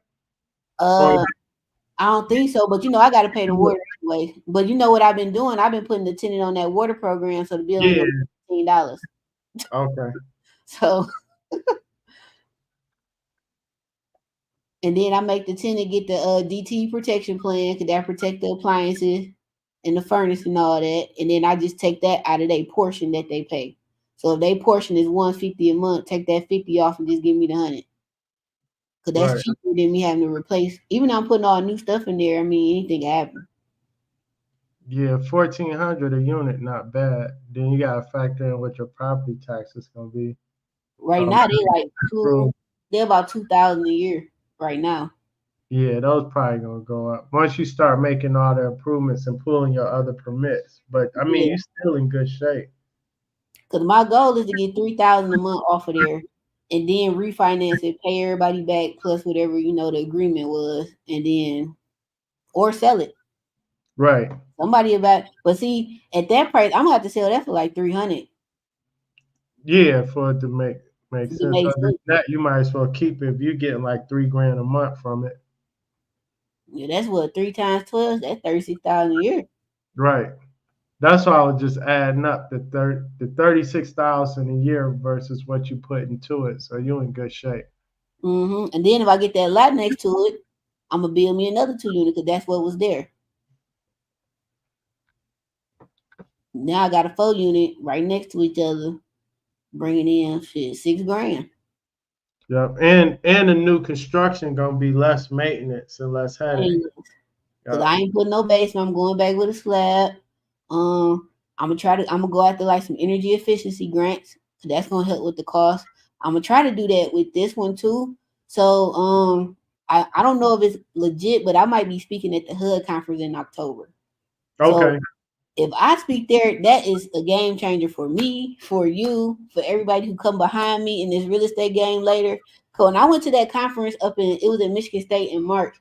I found out how much money they got just for Detroiters. Not Oh Detroit. yeah. It's so much money just for you to do affordable housing in Detroit. And I was like, is affordable housing Section 8? They like, absolutely. I was like, I'm not using no more of my fucking money. No more. They got 150 million just for Detroit for affordable housing. Yeah, every city is hurting for affordable housing right now. Like Mm-hmm. it's so much money out there because of inflation, and then like you got to think about it this way, right? Like a lot of landlords that call us to sell their properties, and then we go in there and we ask them like, how much is the tenant paying? And they'd be like, oh, they've been there, 12 years and they rent 900. And I'm like, 900 for a 3 bedroom brick house? Like they just never raised the rent because it was consistent and the landlord paid 30,000 for it or something back when the Yeah, market was they money depressed, back. right? So they never had any real incentive to raise the rent, especially since it was the same tenant. The problem is that tenant is coming back out into the marketplace. You not renting anything nowhere near the area you was in for 900. You got Nope. to drop down like two classes of area. So it's a lot of sticker shock, and then a lot of these people just can't afford the rental rates that we have now because they were stuck somewhere for so long and they were comfortable. So yeah, it's gonna be a huge problem. It's gonna continue to be a huge problem. Yep. And then I'm doing all my houses like Balfour going forward. I ain't gonna have no problem getting no Section 8 tenant. None. Uh, Cause the lady that's there now, she's amazing. She done referred me to so many people she know got Section 8, and I'm like, I call y'all as soon as I get some bread, cause I got Parker and I got Kirksville. That's 4 units, and I got a lot over there, so that's 6 units that could be all Section 8. But I'm praying that if I do get selected to speak, even if I don't, I'm still gonna attend the conference. It's up north somewhere. It ain't Lansing, but it's like an hour and some change. Howell. It's in Howell. okay. So I seen the link if you want to come because Rachel Saltmeyer, she's on the board because she's trying to get Yeah. me on the board because she's like, hey, they need some young blood. I'm like, I'm young, sign me up. What I gotta do? Because y'all Yeah. need. Because I met the director of HUD for Detroit at this conference. Like I'm sitting at the table having lunch with these people. Like the people who approved the grants was at this meeting. Right. I think it's a membership. You can pay to just attend the meetings or become a member and then you get a discounted rate. I'm about to be at all the meetings. Yeah, and that's where you start finding out where you need to invest at. You know what I'm saying? Like you can see what's going on again, but if you're going to invest in those areas, you got to be able to maintain the investment. And that's where a lot of people go wrong. So you got the money to buy it, but can you afford to hold it? Or Mm-hmm. at least fix it up and do something. The ideal situation is you buy in an area that's emerging, right? You fix it up and you rent it out. And at least you got the income coming in to offset the cost of holding it or cover the cost of holding it until the area really appreciates. Yeah, because I'm about to start doing like I do consulting now, but not on the level I should. All the information I know, like for one, people be kind of mad at me, and I'm like, look, I post so much free info that can help you get started and invest in Detroit. I can't speak for no other city. All I know is Detroit. If you don't take that free information, go do something with it, it's your fault. Cause and that's Right. just the free info I get. The people who pay me for consulting, oh, they the ones who got all them slides from that meeting I went to, the contact information for the lady that was there that approved the grant for Michigan and all that. I'm sitting at the table with these people. They're like, what do you do? They're like, wow, you're a woman and you're African American. You know, basically, oh, you pulled yourself up from the bootstraps. Yep, Right. showed North End, baby. My black ass needs some help. What I got to do? Oh, no problem. Just contact this person and tell them you met me and black. Just often just having worked with these people. Yep. And I'm like, y'all think I'm about to just get that away? Man, you crazy. I had to pay to go. I had to put Hawkeye in daycare. That was $75. I had to pay for a hotel. I had to buy my $400 ticket. I spent down there $1,000 going to that event. Yeah, that's why I used to like even like with realtors or investors. Like we used to go to, I used to go, I still go to about 2 conferences a year, like real estate conferences in and out of state. But Mm-hmm. you just the networking, you can't beat it because like for me from the real estate, from my sales side, from my agents, they go and always come back with referrals, right? Yep. Referral business investors that want to buy here. But then just the contacts you make, like we it's a husband and wife couple. They own a brokerage out in that Maryland, DC area, but they Mm-hmm. also do development, right? And it's like you meeting people like that, and they're just telling you all the information, giving you all the game because you're not their competition, especially if they're in another state, Yep. right? So those conferences, but here's the thing, those type of conferences, you don't see them advertised on Instagram. It's not like it's not all the swag behind it. You know what I'm saying? Their You website looked like the first website when internet came out. That website so plain. It take a minute to load. yeah, The whole thing. it ain't like no spokesperson talking like, come out and join. We gonna show you how to get $1 million and all of that. You know what I'm saying? It's like it's boring, it's plain, but that's where the money is at. You know what I'm saying? Mm-hmm. So I just tell people look at them conferences and it seemed boring. You like, oh, that don't apply to me, or I don't think I should be there. You probably should, even if you go to just soak up some information. Yeah, and I wasn't dressed up. I'm not wearing no suit. I had on. I was casual, but I'm not wearing no suit. Right. But I was like, yeah, and then and that's another thing, y'all. When y'all go to these conferences, it's a dude that went viral on YouTube who realized like he didn't realize how much weight he gained. He a big black author, Q Mills or something like that. He got all them crazy books like My Granddaddy Got Caught Sleeping with My Girlfriend, them Oh type. yeah. So he made a video that went viral on TikTok that said, y'all want to act like your appearance don't matter when it do, because your appearance will get you in rooms that Yep. you normally won't in. And I'm like, that's a fact. And he said he didn't realize how much weight he put on over the years. I think he had put on like 200 some pounds. So now he working out, posting his progress, and now he's done inspired like this whole TikTok community like appearance matter. So then this black chick, she a little overweight. She was like, I think she said she was 280 or 300 pounds. She's like, okay, I'm a bigger girl, so I'm gonna get in the gym and work out, but I'm gonna do a little experiment. She said she just started dressing different for a month, like Yep. getting her done, nails done, wearing makeup, wearing dresses. She said the men started approaching me different, even though I'm a bigger girl. It was just my appearance and my confidence. She said I got a raise in my job because I started coming in there, because you a representation of your job too. And I be trying like your appearance matters. When you go to these conferences, you ain't got to be suited and booted, but you need to be presentable and approachable, and don't be afraid to talk to people. Don't be walking around with no steak face because ain't nobody gonna come talk to you. I Yeah, don't. you gotta have a confidence like you belong there, Yeah, right? don't be So intimidated by them. Yeah, because you can be dressed to the T, but if you hunched over and you look like you're not sure about yourself, that don't send the right message. And Yep. then if you walking in, you know what I'm saying, you don't have to be extra dressed up. You just gotta walk in like you. Sometimes you gotta walk in like you coming there to present something. You know what I'm saying? And people respect that. And you gotta open your mouth and have conversations. Like Mm-hmm. you Offer read the something of value to the person to make the like. Well, as soon as I bring up Detroit and what I know, that's an instant conversation. Detroit is the blueprint for every city that's broke. The San Francisco and Oakland.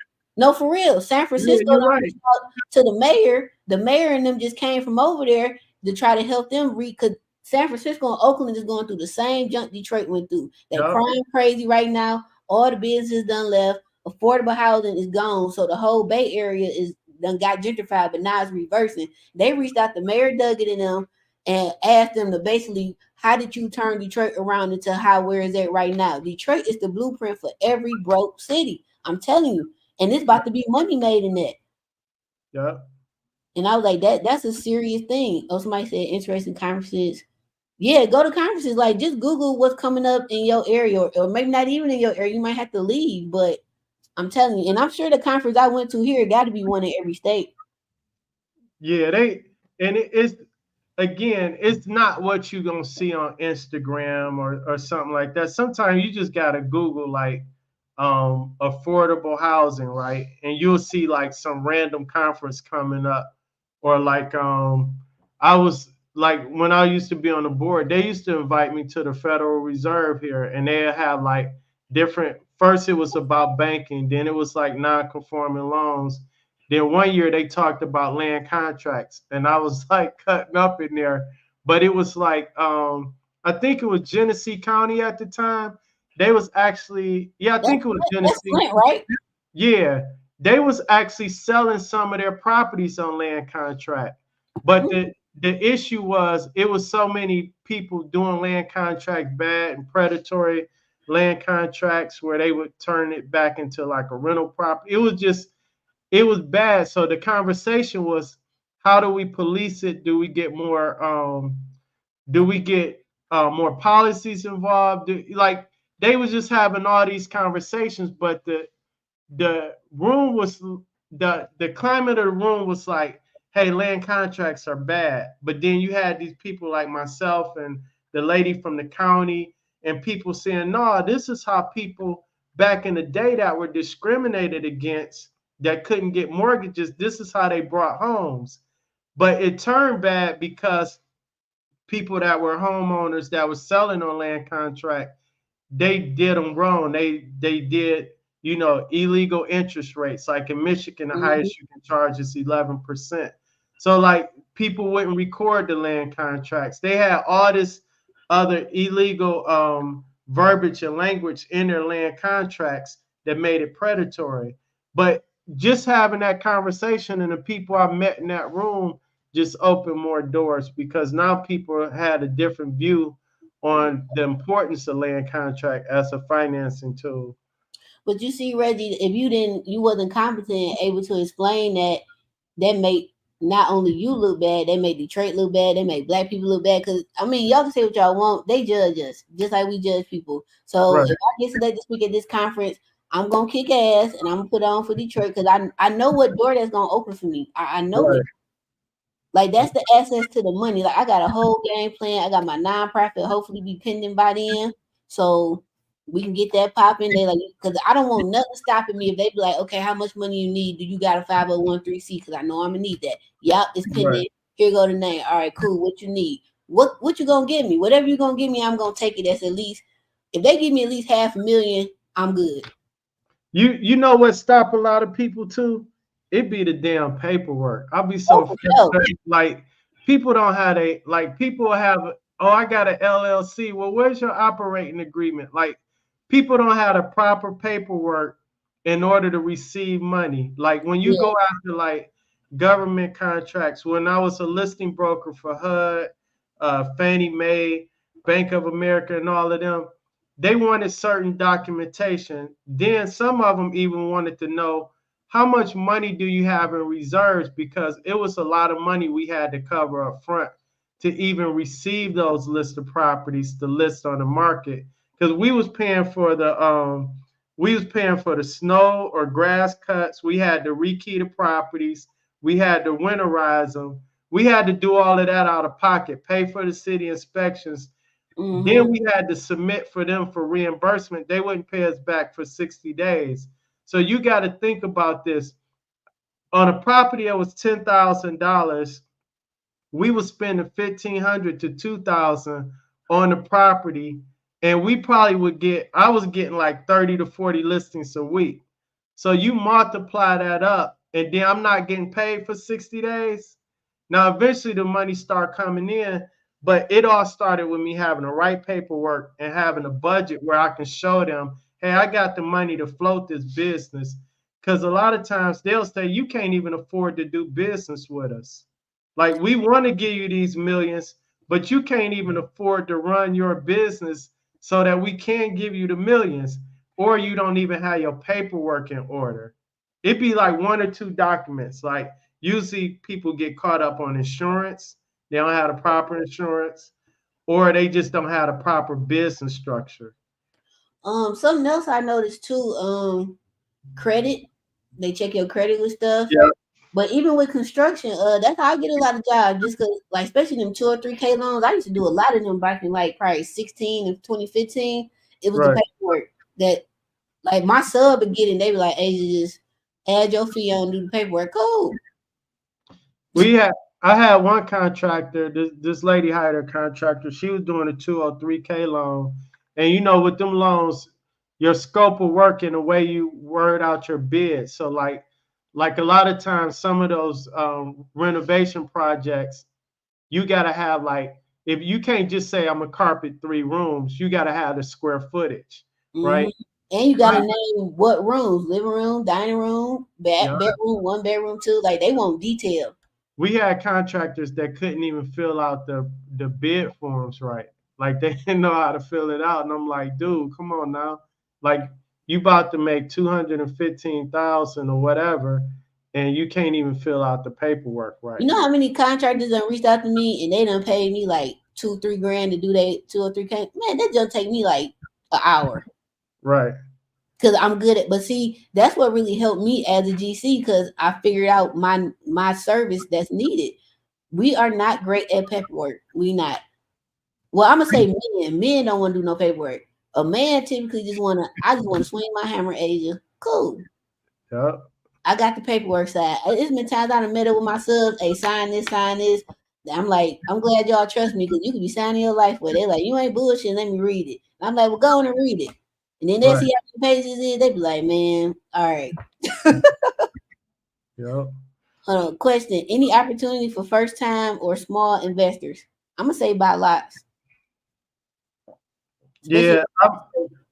I mean, it depends on your strategy and your budget and what your overall goal is. I mean, and it also depends on what you call a small investor. I mean, we have some people. If you coming from another state, small to you may be 100,000. You know what I'm saying? In Detroit, 100,000 can get you a lot. But Oh, if you talking about, you got 5 or 10,000, I would say you might have to look at some financing options, or you may have to buy one of them properties if you know what you're doing or you can figure it out. You may have to do some of the work yourself, but it is opportunities out there. And I guess the real question is, when you say small, are you talking about only just starting out, or you have limited resources as far as cash? Because mhm. that's going to determine what you can do. Kimberly says, Mr. Housing Choice Voucher Payment Standard as listed on the list includes rent, electricity, gas, and water. If the tenant pays the only two, deduct that from the list. True, but it also includes what their income is. So, like, I don't think I've ever had any tenant that paid over $200 a month for their portion. Because you paying water, so that's not on them. So now they just paying electricity and gas. They already low income, so they probably on the thaw program or who knows. I don't know. What's your input on that? Always, when it comes to Section 8, sometimes people get caught up on that. I just compare it to what's the regular rental rate for the area, right? So a lot of times people will say, oh, Section 8 will pay 1,800, and the market in that area might be 16 to 1,800. If it's Section 8 and my net amount is more than what I can get from a regular, retail tenant, I'm good with that. But sometimes you have those restrictions. So like that's why I asked you if your meters were separate. Like a lot of times with two families, um, it's hard to monitor water usage. So you got to come up with a formula that makes sense for you as the owner. Okay, I got two people living in here. How much extra should I be charging for water? Well, the person upstairs got four people. The person downstairs is one individual, right? Is it fair to charge them the same amount rental rate if you're including water? You see what I'm saying? Mhm. So, um, yeah, if you can separate the meters, that'll be perfect, and put the utilities on the tenant, and then take the lower rental rate. But it just depends. It's a preference. But see, I don't mind paying the water because I just put them on the water. Hey, fill this out. I'm gonna pay the water, but it's in your name. And then just or if you pay Yeah, it, but are you doing that for the two families though? Because I mean, the single families, that's easy to do, because there's only one meter is one family. But on a two family, I'll call and find out because I don't know. All of my deal was single, so that's a good question. yeah, because on the two families, you only got that 1 meter, you got that one bill, and typically water is included and the landlord is paying it. The problem is you can't control that monthly expense as a landlord like you could, like if it's lights and gas, they're paying that anyway. But Right. if you're a landlord and you paying the water, or if let's say you got an apartment building or something where gas is included and they're just paying their cooking gas, you got to be able to average out what it would cost per unit, right? To cover that heating expense and that water bill.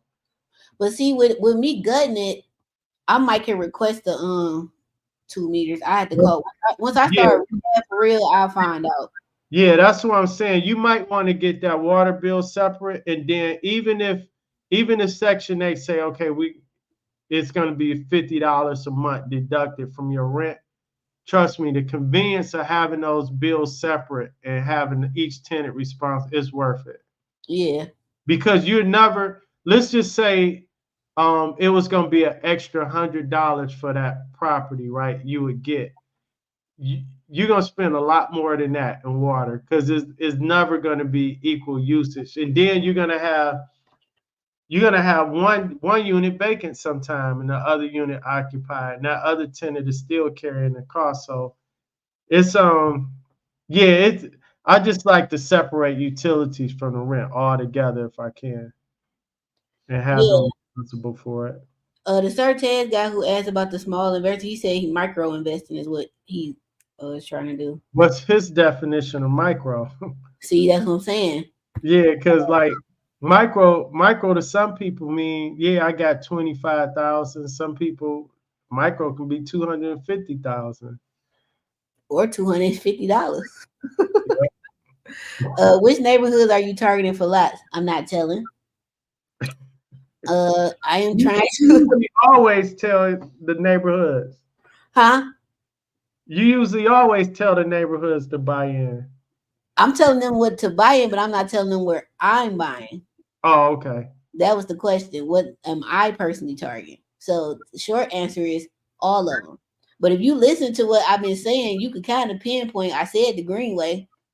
Right. I ain't telling where on the Greenway I'm buying because I don't need y'all going over there messing up my plan. But you can still buy on the Greenway, except the Greenway 30 miles. So just pick it. The same lady, she said, I'm trying to explain that 420 for a 2 bedroom is not all rent. If they're paying water, lights, and gas, the rent would be closer to 1250 or so max allowable rent. Okay, I see what she's saying. I Yeah, thought she was asking us if we preferred it one way or another. yeah, Like, but yeah, that makes sense. But in this scenario she just gave, I would rather, and this is referring to your two family, if you can get that water separate, I would take the 1250. well, we aiming for 1500, so it might be like Yeah, it might be 1,300, right? I But it's would still take the cool. 1,300. Yeah. So whatever the max is, once you take off for lights, gas, and water, or any utilities, period, I always want the utilities to be on the tenant if possible. Yeah. Who do y'all use locally for a trust? But see, I don't mind paying water because then if I ever sell it, I know the water bill straight. Yeah, you get, but you, like you said, get the tenant to do the affidavit and have them show proof of payment. Include that in their lease. They have to show proof of payment when their water bill is due. So it can't be more than like 30 days. So like if the bill come out and the bill is, August 1st, by September 1st, they got to show you that that water bill was paid in full. That's true. Somebody wants to know who do you use locally for trust? I just seen somebody ad on Instagram. That's what I'm about to go with. I haven't done mine yet, but that's what I'm probably about to go with. They was running a special. It was like I think 2,500 or 3,000. But the thing with the trust is, I'm sure most attorneys can do them, but it depends on what you got. Like I got a lot going on. Like I got properties here, my mom house I inherited. Then I'm part of another trust on my dad's side, so I want that interest. I want all my stuff to make sure it's on point. So it's probably gonna cost me about $5,000 to do mine. So I got a recommendation for a trust because we get a lot of clients, they own their property in their trust. Mm-hmm. Um, and one of the things you got to keep in mind, like you're gonna have your successor and your trustee and everything, right? Um, if you put your property in a trust, right? Usually, when you get ready to sell that property, the title company is going to want a certificate of trust document. And basically, it's just stating that there hasn't been any changes or amendments to the trust Mm-hmm. because a lot of your trusts are not public record. So the title company don't know anything about your trust until you present it. So you go to sell the property, it's in a trust. First of all, they're going to want a copy of the trust, right? Then they're going to ask for a certificate of trust. And a lot of times, the average person don't know how to create that form. So you end up going back to an attorney to create this form. And a lot of attorneys are charging, I've seen them go as high as 2,500 just for this one document. Now they got templates out there. You can fill it in, but then if it don't have the right wording in there, if it don't reference the original trust properly and the property, then the title company's not going to accept it. So if you put the property in a trust, when you sit down with your attorney, explain to the attorney exactly what you want to do and why you're creating a trust. If it's just for like one property or something like that, it may or may not be in your best interest. But if you got a lot going on and you're trying to avoid probate in some form or fashion, most likely you're still gonna end up in probate anyway. But um, yeah, just be mindful when you create your trust, what you're doing it for, and hire an attorney that has some real estate experience. Yeah, for sure. Um, we're gonna wrap this up under 2 hours. What is the website to see what Section 8 for Detroit is paying? Can't find it. I got it saved, but if you just Google, like, screenshot this form, it say Mr. Housing Choice Voucher 2024 payment standard. If you just Google that, it should pop right up. Cause that's how I found it. And then somebody on Instagram sent it to me because I remember posting a video a while ago, and I was still charging 2021 rates. And I'm like, and she was like, "Hey, they update that every January." I was like, "Excuse me, like I'm undercharging." Right. And if you want, what was the name? Call me Jay. If you want somebody, I got a couple attorneys I use. I don't want to give them no free promotion, but you can inbox me or call me, find me on IG. I'll send you a couple recommendations. Let them know what your IG is for the people who may be late to the Oh, show. it's at Reggie's Real Estate, or you can just go to my website, reggiesrealestate.com, All and right, all my contact information is there. Instagram question, then we're gonna wrap this up. Do I have any rental properties at the moment? Nope, but I get some of this grant money. I'm gonna have six.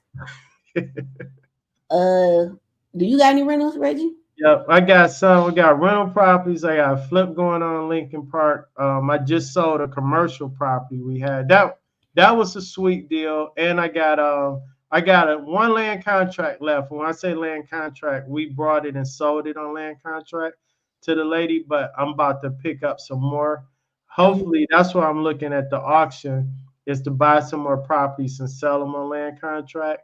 Um, but yeah, I'm always I always got my hands on some property somewhere. My least favorite right now, to be honest, is rental properties. To be honest, I just love land contracts. Now, the downside of not having a rental properties versus like flips or land contracts is you always got that income coming in if they're paying on time, and you always got that asset. And if it's appreciating in value, it's just building your portfolio up. I wonder But what Big Orange worth now.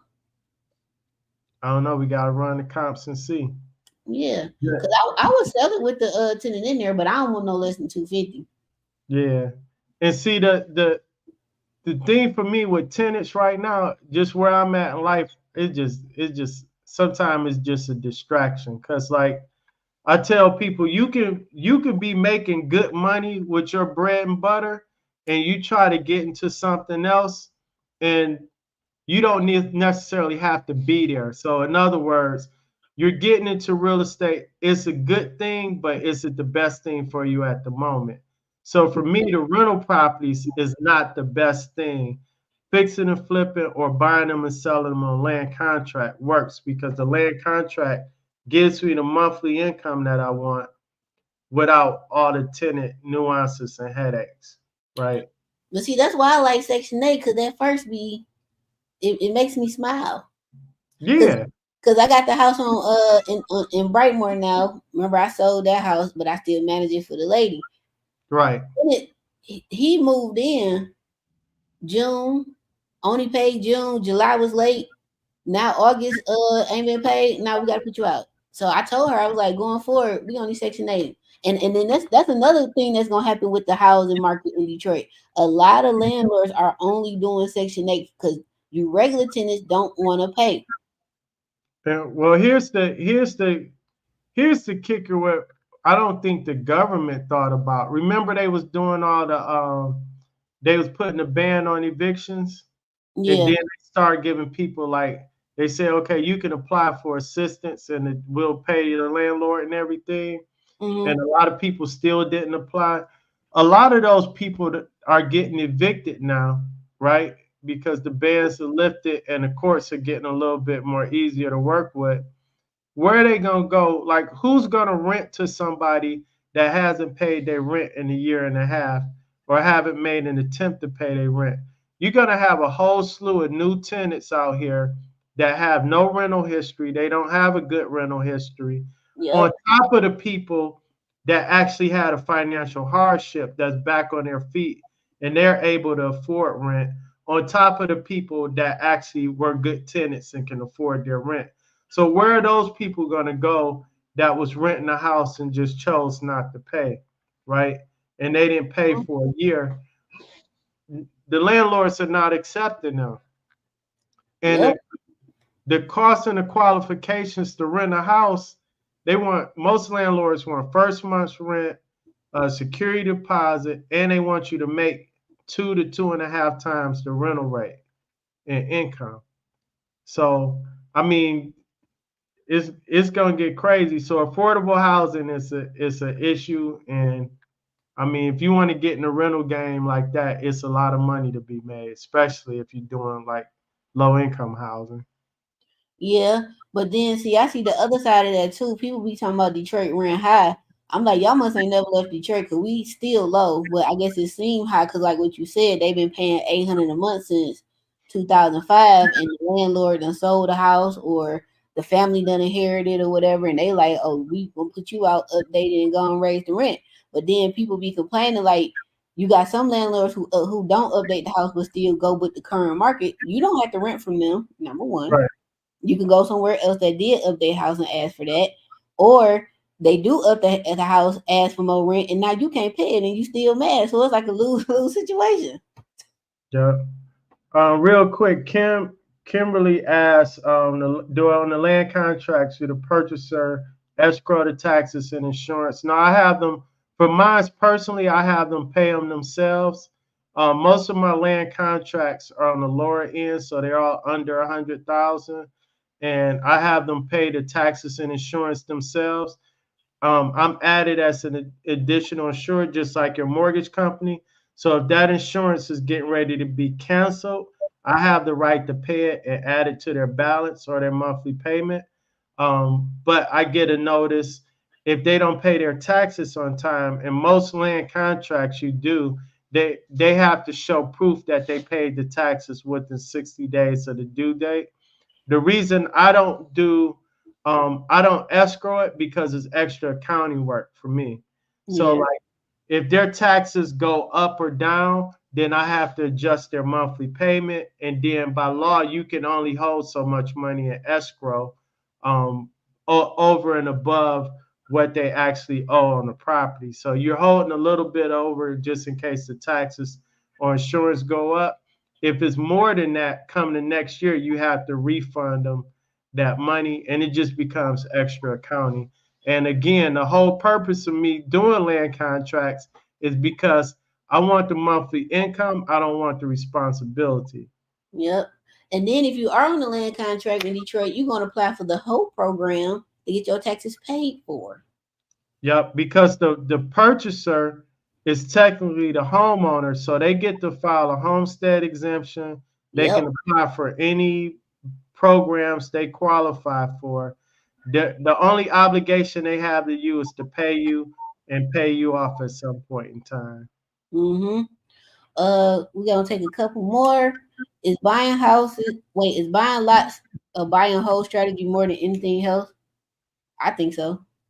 Yeah, it's more of a buy and hold strategy unless you say, okay, I'm buying these lots just to build on them. But I w- I wouldn't recommend like spot building. Like a lot of people say, okay, I'm gonna buy a property over here in Brightmoor, I'm gonna build, and then they're gonna buy another property over on the east side and build. That may make sense, but you're not impacting the neighborhood. The only places those work that works is when you're in an area that's already established. Mm-hmm. Right. Cause that's It, like Great Water Home people, like they building a whole neighborhood, like they building a whole Fisher block. So, right. and then they creating their own comps too, probably. I would assume. Exactly. Yeah. All right, we're gonna go to Instagram questions. Somebody said they doing the same thing to me in Akron. My taxes are paid, but the county keep messing with me. Yeah, they trying to push you out, unfortunately. So that means the exterior of your home got to be on point, Yeah. so they won't mess with you. I'm locked in, notebook ready. Okay. And I'm going through the people like you ain't answering our questions over here. Somebody said Home Depot has hacks all day lawnmowers for a 50 ball. I don't know what that means. Let's see, scrolling. I need your help with my dad. Send me a DM. But I don't really know the VA stuff like that for real. Deshaun know because he's actually a veteran. Now what he charged, I don't know. But he will be at the Pizza Bar next week, and y'all can ask him. The Greenway is the biggest thing happening to Detroit. It's killing the Beltline in Atlanta. I don't know if it's gonna kill it, but it's gonna be up there with it because that's who we're going. We're like copying theirs. But what that Beltline did for Atlanta, I stayed in the Airbnb on that Beltline. The houses over there were selling for over $1 million. Like, and it was a duplex, and they were selling each side separate. And I guess maybe they turned into like a condo, I'm assuming, and then they had to pay like them a fee monthly. I don't really know.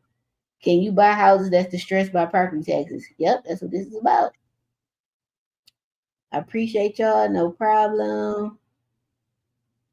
What's the link? Y'all just gotta Google Wayne County Tax Treasurer or auction it to show up, or come to my YouTube channel, Distant Construction Service, which I'm actually about to change to my podcast name once my trademark is pending, and then but it's over there.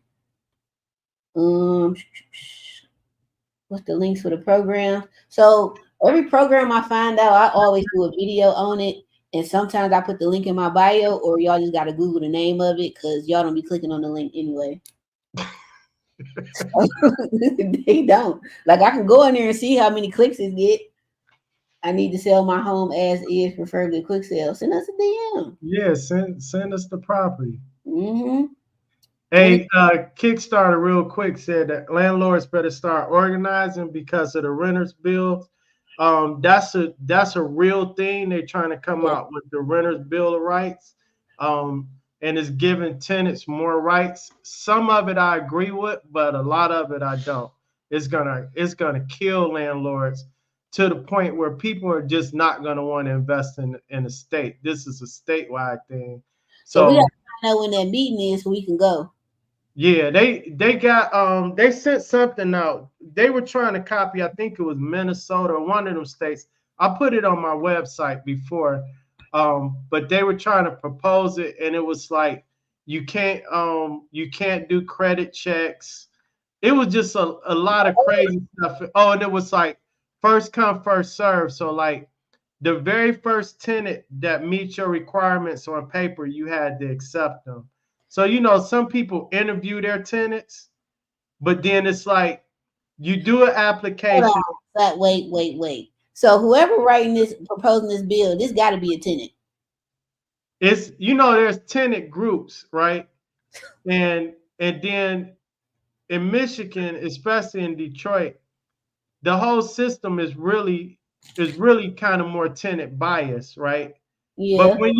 when you pull it up, I'll send you a copy. I think I have mentioned it to you before. It was on our show.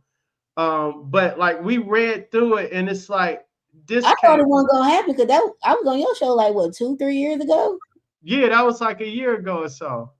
So And I it's thought it wasn't gonna be none because I ain't really heard none, but I guess it they is. still pushing for it, and that's the thing. Like they don't understand. Like it's actually gonna hurt tenants worse because like the first right of refusal, I understood that makes sense. Like if a tenant's living in a home, you selling it, yeah, they should have the first right to try to buy it, but it shouldn't be indefinite.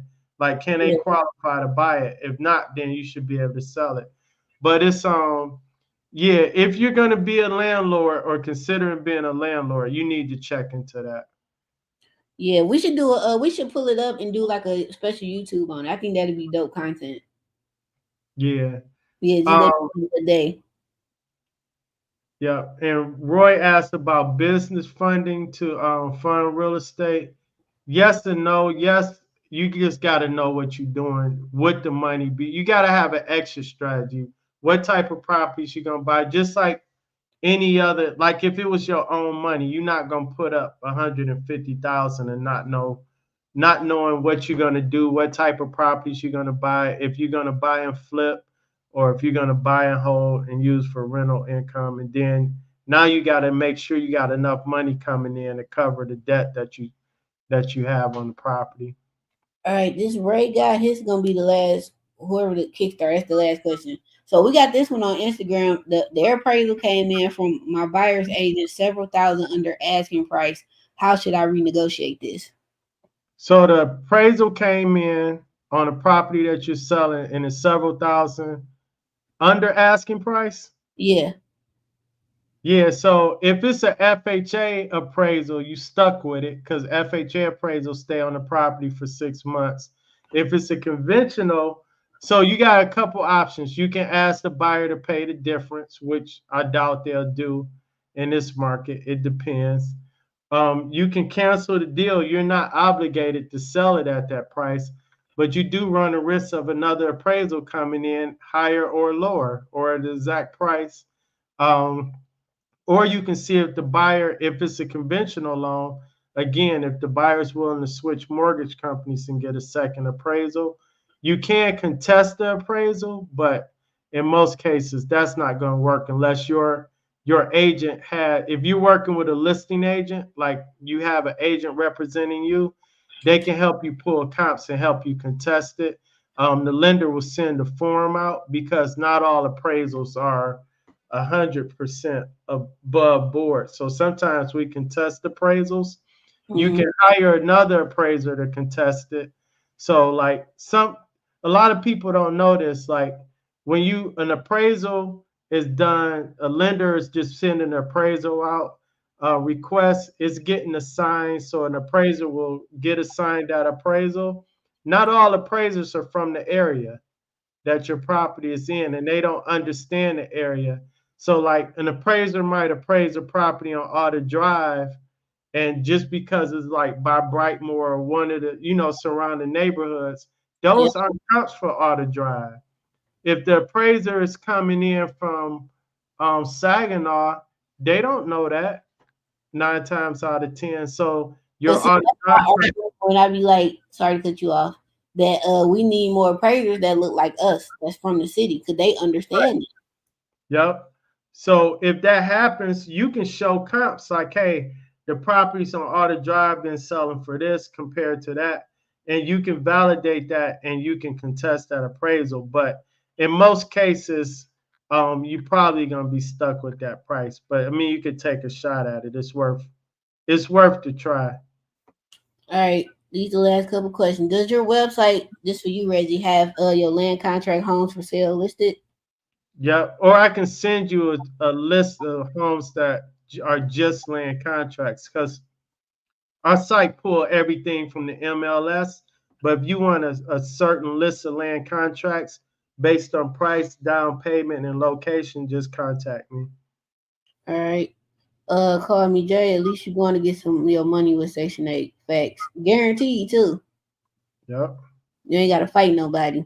I love, love, love land contracts. I don't ever need another tenant, but if I do, I want Section 8. Yeah, and that's what that landlord bill, I don't know if that's going to work because people just they really only going to do Section 8 then. Yeah, or all the landlords gonna start liquidating and selling their properties and taking their money elsewhere. Because Yep. you got to think of how many landlords we got here are from out of state. They only brought here because the properties were cheaper. Yep. Landlords. Oh, yeah, we already talked about that. Thank y'all. Oh, y'all welcome. Thank y'all for being here. Would you suggest leveraging business? Oh, you answered that one, didn't you? Yeah. All right. Why don't you use a servicing company for $20? I guess for your land contract. Oh, so I don't know what servicing company for $20. You got to put me up on that one. All the servicing companies I know, they're not $20, but they do a hell of a job. They charge quite a bit, but it's worth it. But usually, a lot of the servicing companies I dealt with, you had to have at least like 50 or more properties for To make them to take you sense. on. And I don't have 50 or more land contracts. And they wasn't $20, but you could send me that info. For sure. That's a plug. Yeah.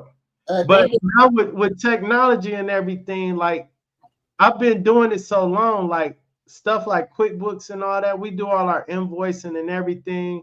We can do it online. They can pay online. We got the amortization chart in there. We got the interest. So like if somebody principal and interest payment is, $807, if they pay 810, it automatically calculates how much went to principal and interest. So that take all the guesswork out. It's automatically set up. You need to make that a software and sell it. Well, it is software out there. You just got to know how to do it. Oh, so it's already a software. I thought you made it. I'm about to say I'll be selling Oh that. no, no, people already created that stuff. We just brought it to it. So it makes it easier. Now, if you was asking me this 15 years ago, it'd be like, oh hell yeah, I'll take it for $20. For sure. You can get land contract. Yeah, that's what he was talking Yeah. about. All Yep. right. Let me go to Instagram. Then these gonna be the last questions because they said I've been neglecting them. I actually lost my spot where I was. So if y'all got any questions, y'all can just shoot me a DM or hit up Reggie P or come to the pizza bar next week and ask us in person because Reggie will. Do you need PowerPoint set up for next week? Like, No, but if you want me to, I can. I mean, it's gonna be some of the same information. So if you want me to set something up like that, I can. I mean, that's fine. It's up to I you. mean, here's what I'll do though. For the people that's coming, like if anybody's coming and y'all really like are bidding, like y'all serious about bidding, I can pull it up if the connection and everything is right. We can actually run comps on some of y'all properties. I think we should do that. I think that'd be Yeah, dope. Cause I'm we'll a run comps. too. I'll show y'all how I run comps for properties if I'm gonna use it as a rental, and how I run comps if I'm gonna use it if I'm gonna buy it and flip it, right? So yeah, I can do that. Just remind me because I'll forget my laptop. No, I got. Well, I bring my. I always have my laptop, so you need to use Okay. my tool. Somebody said if that's the case with the tenants, right, people would just do land contracts or just Section 8 because of strict rules. I mean, that's happening now with tenants not wanting to pay rent. Yep. Because Mm, you got so many things. So Detroit, you got your rental certification, which includes lead-based paint and all of that. And a lot of landlords wasn't financially to take that on. That's why they was working with landlords. But it's just so much. I mean, they want the landlords to play fair, but they're not forcing the tenants to play fair neither. So it's right. like you can't have one and not the other. People got to pay rent in order to have decent housing, and that's just the bottom line. I mean, you gotta have a roof over your head. Mhm. All right. Somebody said with land contracts that overpriced, how do you negotiate it? I guess if the land contract is overpriced, can you negotiate it? Yeah, so you don't want to, just because it's a land contract, you don't want to pay more than what the house is worth. I mean, there may be some, like, for example, like if I'm accepting land let's say it's a $80,000 home, right? And somebody come to me and say, okay, I want to buy it on land contract. And depending on their down payment, the interest they're paying and everything, it may be room to negotiate the price up, maybe to like 85 or 90 or something like that. But it's not like ridiculous. It's not like I'm gonna charge them 120 just because it's a land contract. The money in the land contract you're making is on the interest that you're making over the term of the contract. It's the same reason the banks loan money, right? They loan you 150,000 at 6% interest. If you ever looked at an amortization chart for you having a home for 30 years, you got to look at all the interest you make, that the bank is making and that you pay.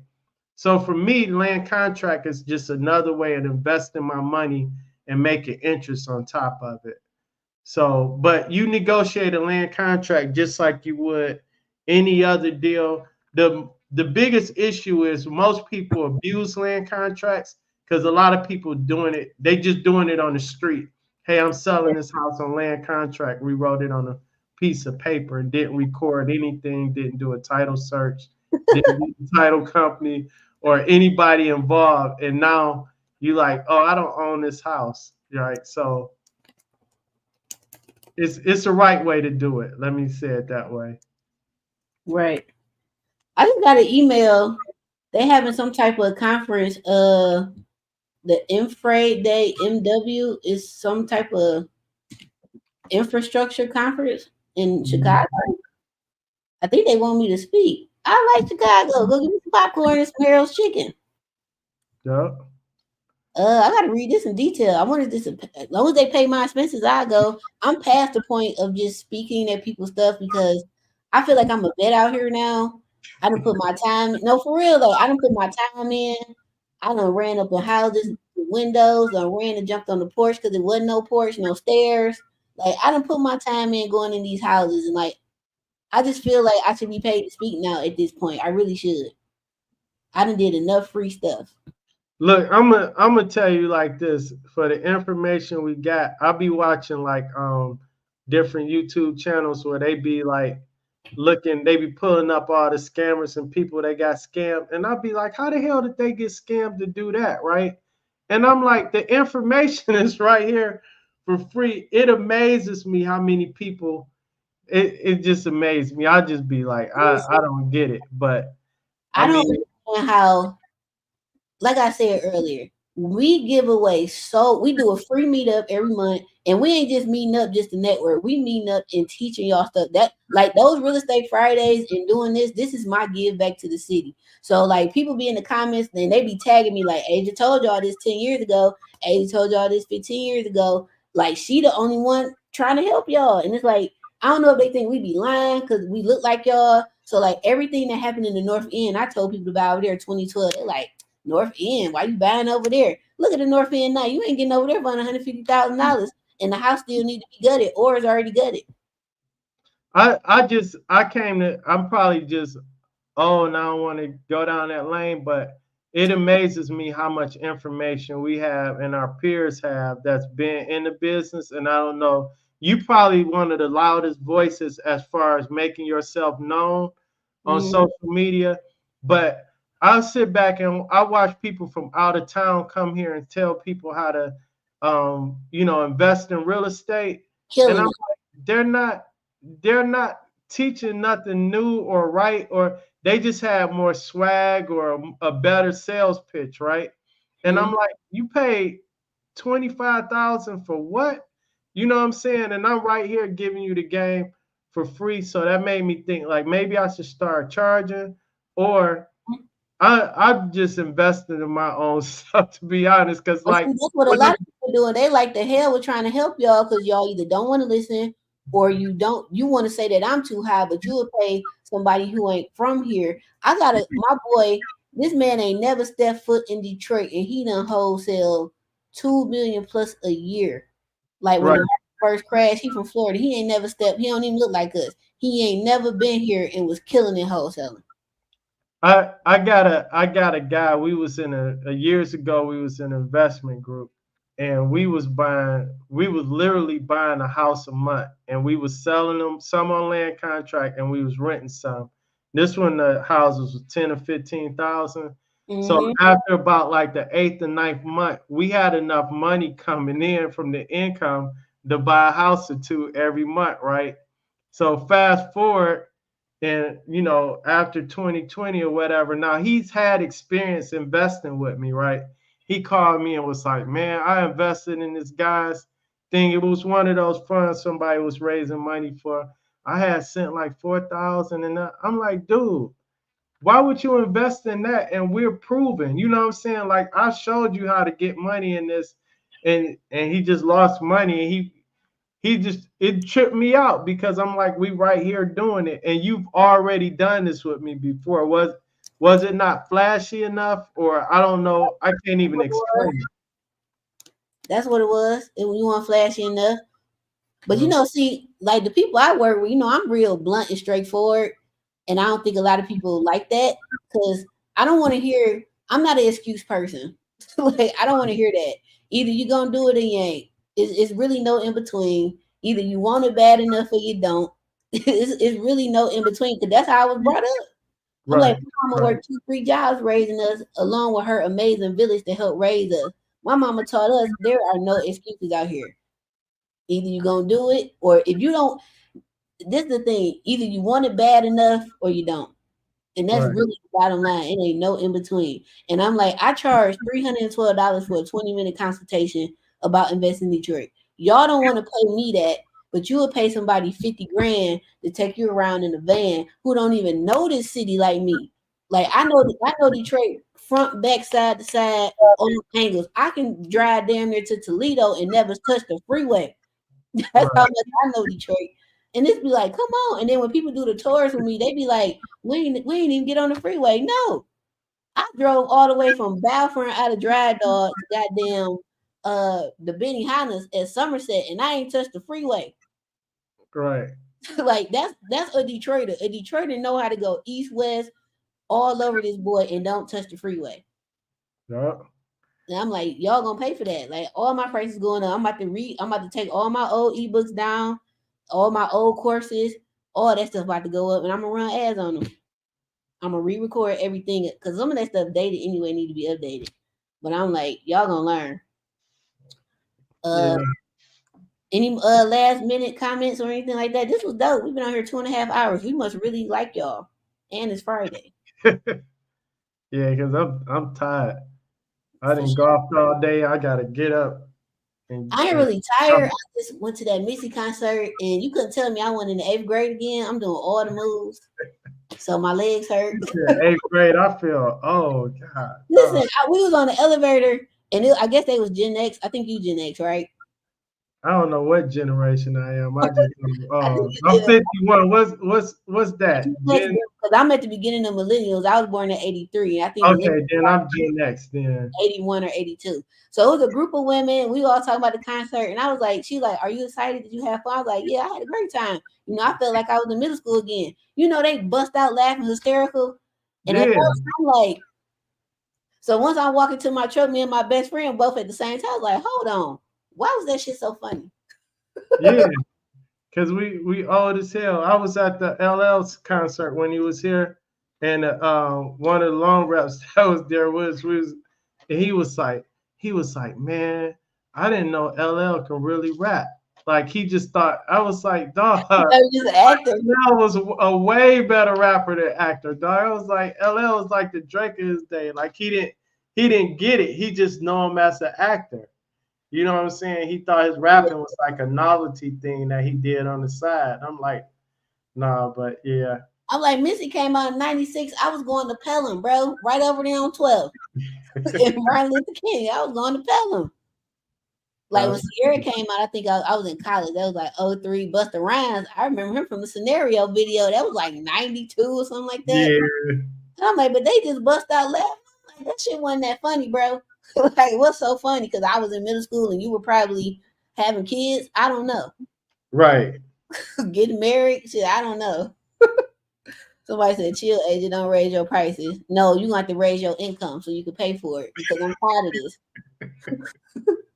Like, I know people coming to Detroit killing it, and they ain't even from here, and they don't know 25% of the stuff that I know. And I was like, I'm about to raise all my prices and just run ads like everybody else and bring me in 100,000 a month and call it a day. It's presentation though. That's all it is, and then being consistent. Like I'm not the salesy type person. Like I speak. Hopefully, people appreciate what I'm teaching and what I know. My knowledge speaks for itself. But I'm not trying to sell Yeah, nobody. I ain't flashy. Like, you're going to see that big black ram, but that's about it. Yeah. That's it. I've never been no flashy person. Like, but flashy don't mean nothing. A lot of them flashy people is broke. Yeah, we see now. I mean, I follow a lot of backstories and a lot of people I know, and it's just like I don't even get how some people is even able to sell themselves like that. But social media make it easy for them. So Yeah, they said we weren't flashy enough, or you got these egotistical ads bragging about their expertise and success. I don't gotta brag. Cause like the way the city really fucked with me, like when we went to the Rhythm and Soul Festival Saturday, people was walking up to me like, "Asia, thank you for what you post. You helped me save my grandparents' house," and like that made me feel good. I'm like, see, that's what I do it for. exactly. I feel like if I don't do this, y'all won't know the information because either they putting it out there but not for real. And I'm a Right. nerd and I read, so I'm gonna read through this and then I'm gonna break it down to where everybody can understand. Because that's how a lot of people don't apply either, because they don't understand what the hell they're applying for. Right. And I just break it down. All right, y'all, agent, fill this out. Your bill gonna be $18. Cut, dry, to the point. Boom. All that other, what they call it, a word salad, that's just doing too much. Yeah. But they said, Reggie, you wasn't jumping off no private jet. No, or maybe I was, and I ain't posted. And maybe that's the other issue. I post a lot, but I don't post all my stuff because some stuff should be private. Man, it's like certain stuff I post, and it'd be like I'll post something and then I see my followers go up and I'm like, why is this getting followers when the other stuff I post that's really can really make you some money? You know what I'm saying? Like if I'm on a boat or something, Yeah. it'll get all these. I'm like, yeah, I get it. You know what I'm saying? But it's like some stuff after a while just become normal to you and you don't really feel a need to post it. So Yeah. it's like Next when time I'm on a boat, I'm gonna make a video and run ads on it. They ain't gotta know it's the princess I'm on or the right, cycle. They ain't gotta know. But yeah, thank y'all for tuning in. We've been here with y'all 2.5 hours, so we must really like y'all. I appreciate y'all for rocking with me. And when y'all walk up to me, I love that y'all be respectful. Cause Detroit, we got the unspoken, 3 feet rule. Like, hold on, bro. Like right, put their hand out like, oh hey, is you lady contract? I'm like, yeah, they be wanting to hug me and stuff. I'm like, hold on. But then once they start talking, I'll hug them too, because I'm just friendly like that. But it'd be cool though. They be like, man, you help me save my family house. And I'm like, that's what we do it for. Like, I ain't trying to hurt y'all feelings. I need y'all. I feel like I tell y'all what's going on, but I also come with solutions. Like, okay, y'all need to get off your high horse and do this, that, and the other. But here's the solutions of how you can combat that. And I think that'd be the issue. Most people just be talking junk and they don't provide no solution. right. So I think that's I a think your difference. approach is good because you entertaining and then you don't bore people with just real estate stuff. Like my wife woke me up one day. She was like, "You see, Asia got a groundhog too," and I'm like, "What?" Oh yeah. You know, people was asking me, they like, did you catch Sylvester? I was like, that's crazy. Y'all really be paying attention to me. Yeah.